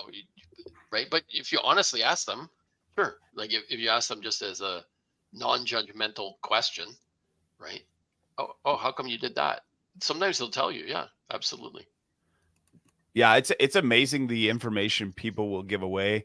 And I don't think you want to, I'll say this. When I was first learning to play, I was so concerned with like winning and trying to become a better player that I would say I was like, I don't want to say slimy, but like I would use almost any tactic to get that information, and was willing to like really deceive. I mean, this sounds terrible, but like really willing to like play up the like, oh man, wow, and now, I'll kind of like, oh yeah, boy, that was a rough hand or whatever. But I'm not trying to like pull the information out of them. I'll just, if they want to offer it, sometimes they want to offer it. I'll be like, boy, like I'll throw out something like, boy, tough spot for you there. And then they sometimes are like, yeah, I did this and and they're telling you what they want to tell you. And typically they're giving you the real information. Whereas if you're digging, people, number one, don't necessarily like that. Number two, tend to be a little more defensive and maybe give you less of a real story. And number three, I've come to the point now in my poker where like my favorite thing to do at the table is just enjoy the people I'm playing cards with. And the game is like very fun. I love playing it, but I think giving them the room to just explain where they're at, we all kind of, I've learned in time, we all enjoy talking about ourselves. People as humans enjoy talking about themselves.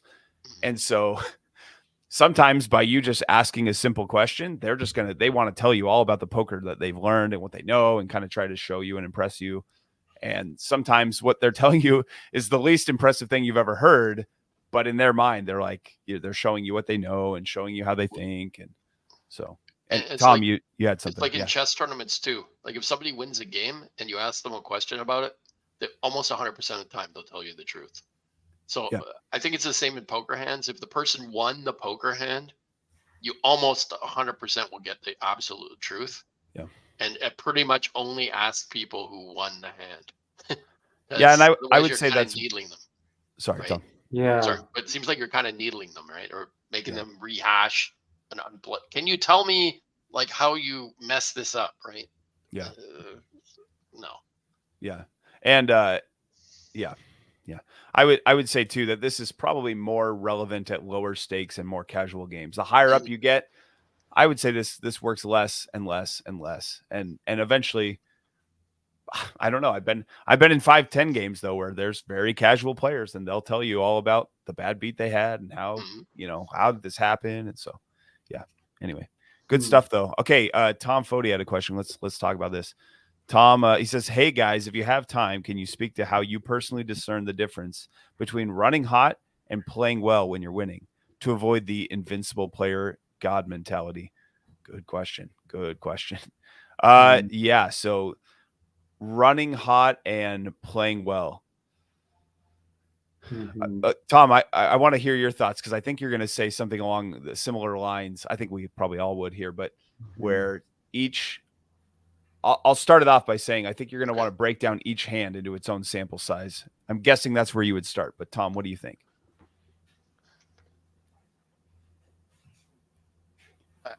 You're rehashing it? Okay, let me start then. Okay, I'll give you my 2 cents and then I'll pass it to you guys. But I think as you're playing, I try to play a hand, write myself down a bunch of notes, and then look through those notes and be like, okay, what just happened? Because if I can discern that I made a mistake there, but I won the hand anyway, then maybe I got these chips, but I don't necessarily deserve these chips. And maybe that happens a couple times. And so at any moment, I'm just constantly trying to assess where my mind is at. And the moment, I think the way you know that you've switched into the invincible mindset is you suddenly are opening hands that you shouldn't, or you're making a play that you wouldn't normally. Let me give you an example really quick. So the other night I'm watching Corey Eyring's new vlog, and he gets in a spot where he's punted off like 4,000 or Jess, does that sound right? 4,000. He's on his last bullet. Something like that. Yeah. So he's stuck. He's got like 2,000 left.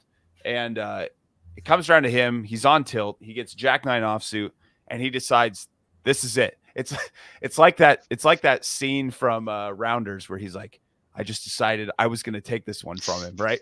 And so he had that mentality, and he went 3 streets with it. But then you just need like the big ugly record scratch at the end because it doesn't work out like it does in Rounders. He just loses all his chips when the guy calls, and he was clearly on tilt. And I think that same mentality comes in with winner's tilt, where you feel invincible. And then because you feel invincible, now you're making the same play as a guy who's losing, right? You're taking a hand you wouldn't normally open. You don't necessarily have a hand, but you're going to bet like you do. And then you're going to continue with the story and get hyper aggressive, even when you face pushback and aggression and your opponent is showing you they have a real hand. You're not willing to, back down and say, okay, maybe I'm beating this spot. So those are kind of the red flags that I would say stand out for me, where I'm checking my mental state and saying, am I getting beyond what I normally do? And the moment I'm getting beyond what I should normally be doing, I have that invincible mindset. So Jess, I think your dog needs a special brownie. Oh yeah. For those of you who don't know, I stayed with Jess, and while I was there, I come across this like tub of dog treats, and what did they're like THC, like pot brownies for dogs or whatever. Yeah. Dude, it was an absolute crack up. I think she's due. I think she's due. I think Jess, do you ever sneak a dog treat for yourself once in a while?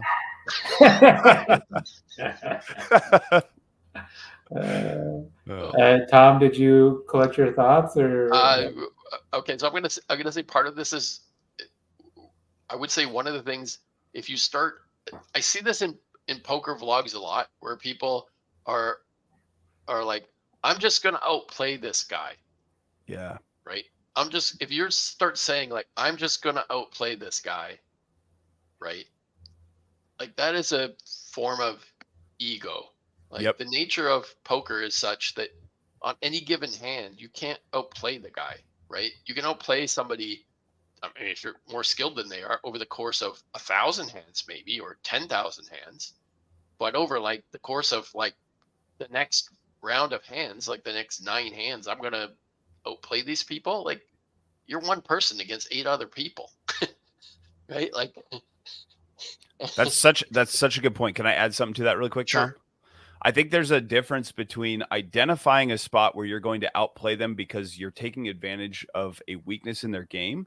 Mhm. Like, you recognize, hey, this person is overfolding to this bet size, or they are overfolding to this pressure or aggression, or to this formation where I check raise, or whatever the move is. That is very different than what I think what you're saying, Tom. Just to clarify, is that you're choosing irrationally for whatever reason at this moment. I've just made the decision that I'm winning this hand. Gonna win. Is that right? Yeah. And like, how can you make that decision? That's not a decision you Right. can make. Right. Yep. Really good point. Jess, any thoughts? What do you think? I think when I'm like down, I get so I have a poker strategy in my head, and when I'm down, I get tighter, and when I'm up, I get looser. Like I think it sort of does happen that way. So I think just to be aware of like, what is my strategy and what am I doing, and if they're two different things, then taking note of that and coming back. So I mean, definitely like the running well and playing well, like like I mean, in the short term, I think I know when it's like, man, I'm hitting these flops really hard, or pre-flop I'm having, and I also kind of know when I'm like card dead and what that feels like. So I think with time, I kind of have a feel of like how well I'm running, and then the playing well is like you only really, for me, like that's a little harder to know. It's easier to know when you get to see the showdown of like what the person had, and did I get as much value as I could have. But you could be bluffing with the best hand, if you those are my thoughts. Good stuff. Let's see. Okay, so Aaron has a question for us. Aaron, also from Canada, not Canada. What? Canada. Did I have one of those dog treats? Okay, let's see. Aaron says, could overexploiting soft spots change that dynamic, though? I feel like if you exploit a spot too hard, you might encourage some players to fix that leak for good. Dude, good question. Good question. There are people who we were talking about. I think I put in the Discord on that hand where the guy was calling me down when I had the set of jacks, the casual player and stuff. And I think in the notes I put for these guys, wouldn't know balance if it was a steamroller running him over. Like it doesn't matter if you balance against this guy. He'll never figure it out. Right. He's probably not coming back. Yeah, I would say that there are going to be opportunities where people are eventually going to figure out what you're doing to them. But I would say most don't realize that you're taking advantage of a weakness in their game because they're probably not even aware, right?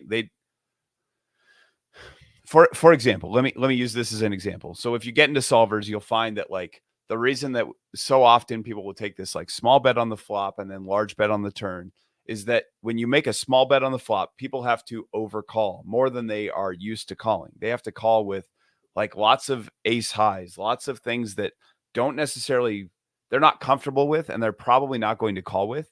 And then when they get to the turn, all those hands really don't hold up well, unimproved. And so then they end up having to fold a lot of those. So what you do is you pull and extract some value out. if they do call you and then make them fold, or they fold too much and you exploit them there. So that's the reason that line is really popular. It's not just that, hey, a smart guy started doing it, let's all do it. You can find it in the computers and what they're pumping out. It actually makes a lot of sense. So if you were to say like, hey, I figured out that people will under defend to a small bet. I was talking with my friend Danny the other day, and we were talking about PLO, and he's like, dude, this no solver will tell you to do this, but like bet a quarter pot on the river sometimes, because people way overfold to it in PLO. And sometimes they get out of line when you have the nuts and they raise you because they're like, quarter bet, like he doesn't have it. And so then they go for the raise on. So he's like, sometimes if you don't know what to do, that quarter pot bet can just put them in a spot where nobody knows how to play against it and they make a bunch of mistakes. So yeah. And I think Max EV said this pretty nicely. And that's the idea that like, once you see them making an adjustment, now you just have to identify that the adjustment's been made and then figure out how you need to play from there. I would say as long as it's lucrative, take advantage of it. Like just what do you guys think? Do you have any difference of opinion there?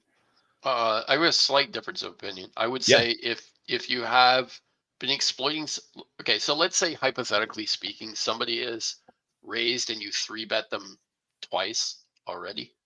And let's say both times they folded. And this time you have a hand that still maybe is worth 3-betting, maybe, but like you kind of suspect that your opponent is getting sick and tired of what you're doing. Especially if they're kind of bad, I might not take the absolute most plus EV spot just to try to keep them, at the table. I'm going to put it that way. If it's close. I think the spots where I will, to your point there, yeah, if I have like a marginal 3-bet, I definitely would agree with this line where like you've pushed them around a lot and you would normally 3-bet this spot, but you feel like they're going to fight back and it's not a hand you want to play a big pot with. Right. Yeah, I would agree with that. I think that's good. So Tom said, thanks. I fell into this mindset recently, ran hot for weeks, but then went into a bit of a downswing afterwards. Had to check myself. Sound poker matters on both sides, win or lose. Dude, really good, Tom. I totally agree. I have had that experience a lot. I remember it was probably a couple of years ago, but I ran through the summer. I ran for months without a losing session. And I remember coming in feeling invincible. I really just felt like I walk into the casino, it's my ATM. I walk out with more money than I had before. It's truly how I felt. I just felt like I couldn't lose. And then I just got absolutely slapped in the face because I was out of line. Like I was doing things just feeling so invincible. And it started with really solid poker. But then when I just like wasn't losing, I'm like, oh, I guess I'm just the best there is at this game. And quickly found out that, of course, that's wrong. And I just got to get back to solid poker. And after that big loss, had to reassess and come back. And yeah, but the nice thing about those losses is they ground you, they make you study, they make you get back to the fundamentals, and then you'll be back to your winning ways in no time. So good stuff. Tom, you're headed to WSOP soon, right? When do you go? I'll let you answer that. Gents, did you have anything else before we get out of here? Because I have one more thing to wrap us up before we do. Thank you, R. Bauer. Yeah. All right. So before we get out of here, guys, if you have anything else, throw it into the comments. We'll be happy to talk about it. But we are going to rank. I just did this. My daughter, we do a family question at night at dinner, right? So we'll be eating dinner and we'll say, hey, family question. We'll throw out whatever it is. And it could be something like goofy, like what, who would win in the fight, a bear or a shark? It can be all kinds of stuff. But this one, she said, what are your top 5 favorite ice creams? And it's summertime. It's the right time to be talking about it. So I'm going to have you guys rank. Justice tired, man. We got to get out of here. I'm going to have you guys rank your top favorite ice creams. Jess, I'll start with you. What do you think? Well, we like going to Dairy Queen. Oh, like okay. BQ. And I like Ben and Jerry's. And I don't know. I don't know if I can list 5. Well, like what's your flavor? Not necessarily where you go, but like what are the flavors you're going for? Well, I'll give you an interesting one. When I was going to Dairy Queen, there was a period where I would get chocolate ice cream and butterscotch dipped. Butterscotch, chocolate ice cream dipped into butterscotch? Yeah. Oh, Yeah. never It's tried really that. good. It's really good. Yeah. Of course, I like anything chocolate. Yeah. Max EV is saying Cherry Garcia. That's his go-to. Tom's saying chocolate chip cookie dough. Tom said he's heading over this week. Good luck, man. Hope you run well. I don't know if that shirt got there or not. I did send it to you. I have a feeling it won't get there in time if you're leaving that quick, but hopefully it does. Tom, give me your at least one of your favorites. I'd say our family question was the top 5, but I'll hear your favorite. If you have 5, give us 5. Okay, well, okay, so we discussed this question a little bit pre. So I'll say I'm more of a sherbet fan, sorbet fan than a ice cream fan. Favorite is lemon. I guess of ice cream, probably my favorite would be probably blueberry. Blueberry ice cream. Yeah, I like blueberry ice cream. Nice. Where do you get Generally, that? I like all the berries. Is that a So common one? I guess I don't look in the freezer and see blueberry very often. It's not super common, but Okay, yeah. we have it in Canada. Nice. Then I guess number 2 would be, I like mango ice cream. Yes. Mango Preach. ice cream is delicious. It is. It's really the first time I ate a mango, I could not believe that anything that's good for you could be this tasty. Like the first time I had an the actual mango. fruit. Yeah, not the ice cream. I thought you're eating mango. the ice cream just being like, yeah. I remember eating that and just thinking to myself, like, how can this be good for you? Like, everything that's tasty is like terrible for you. Right. But this is just like unbelievably good. So yeah, I would say those are probably my top 2. Maybe Nice. mango beats blueberry. It'd be pretty close. And then everything else is like way below. Okay, so I when we were ranking these, I love that you said mango because I had that in Mexico when I lived there, and it was phenomenal. It blew my mind. I was like, how do we not have this in the States? Like, I have to get more of this. But yeah, that was delicious. So that was my number 1. Then I had this is really tough. I really had a hard time with this, but I think number 2 is cookies and cream. I'm going the wrong way. I'm supposed to start at 5 and work back up. That's all right.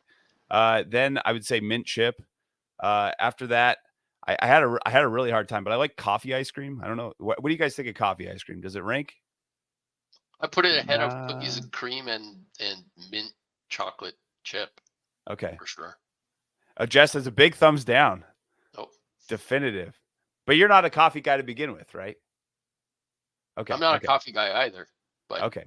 Well, I'm talking to the wrong people then. Coffee ice cream is pretty good though. Oh, really? So you won't drink it, but you'll eat the coffee ice cream? No, I'll drink it, but black. Okay. 1 cup a day. Yeah. But Nice. I don't really like it.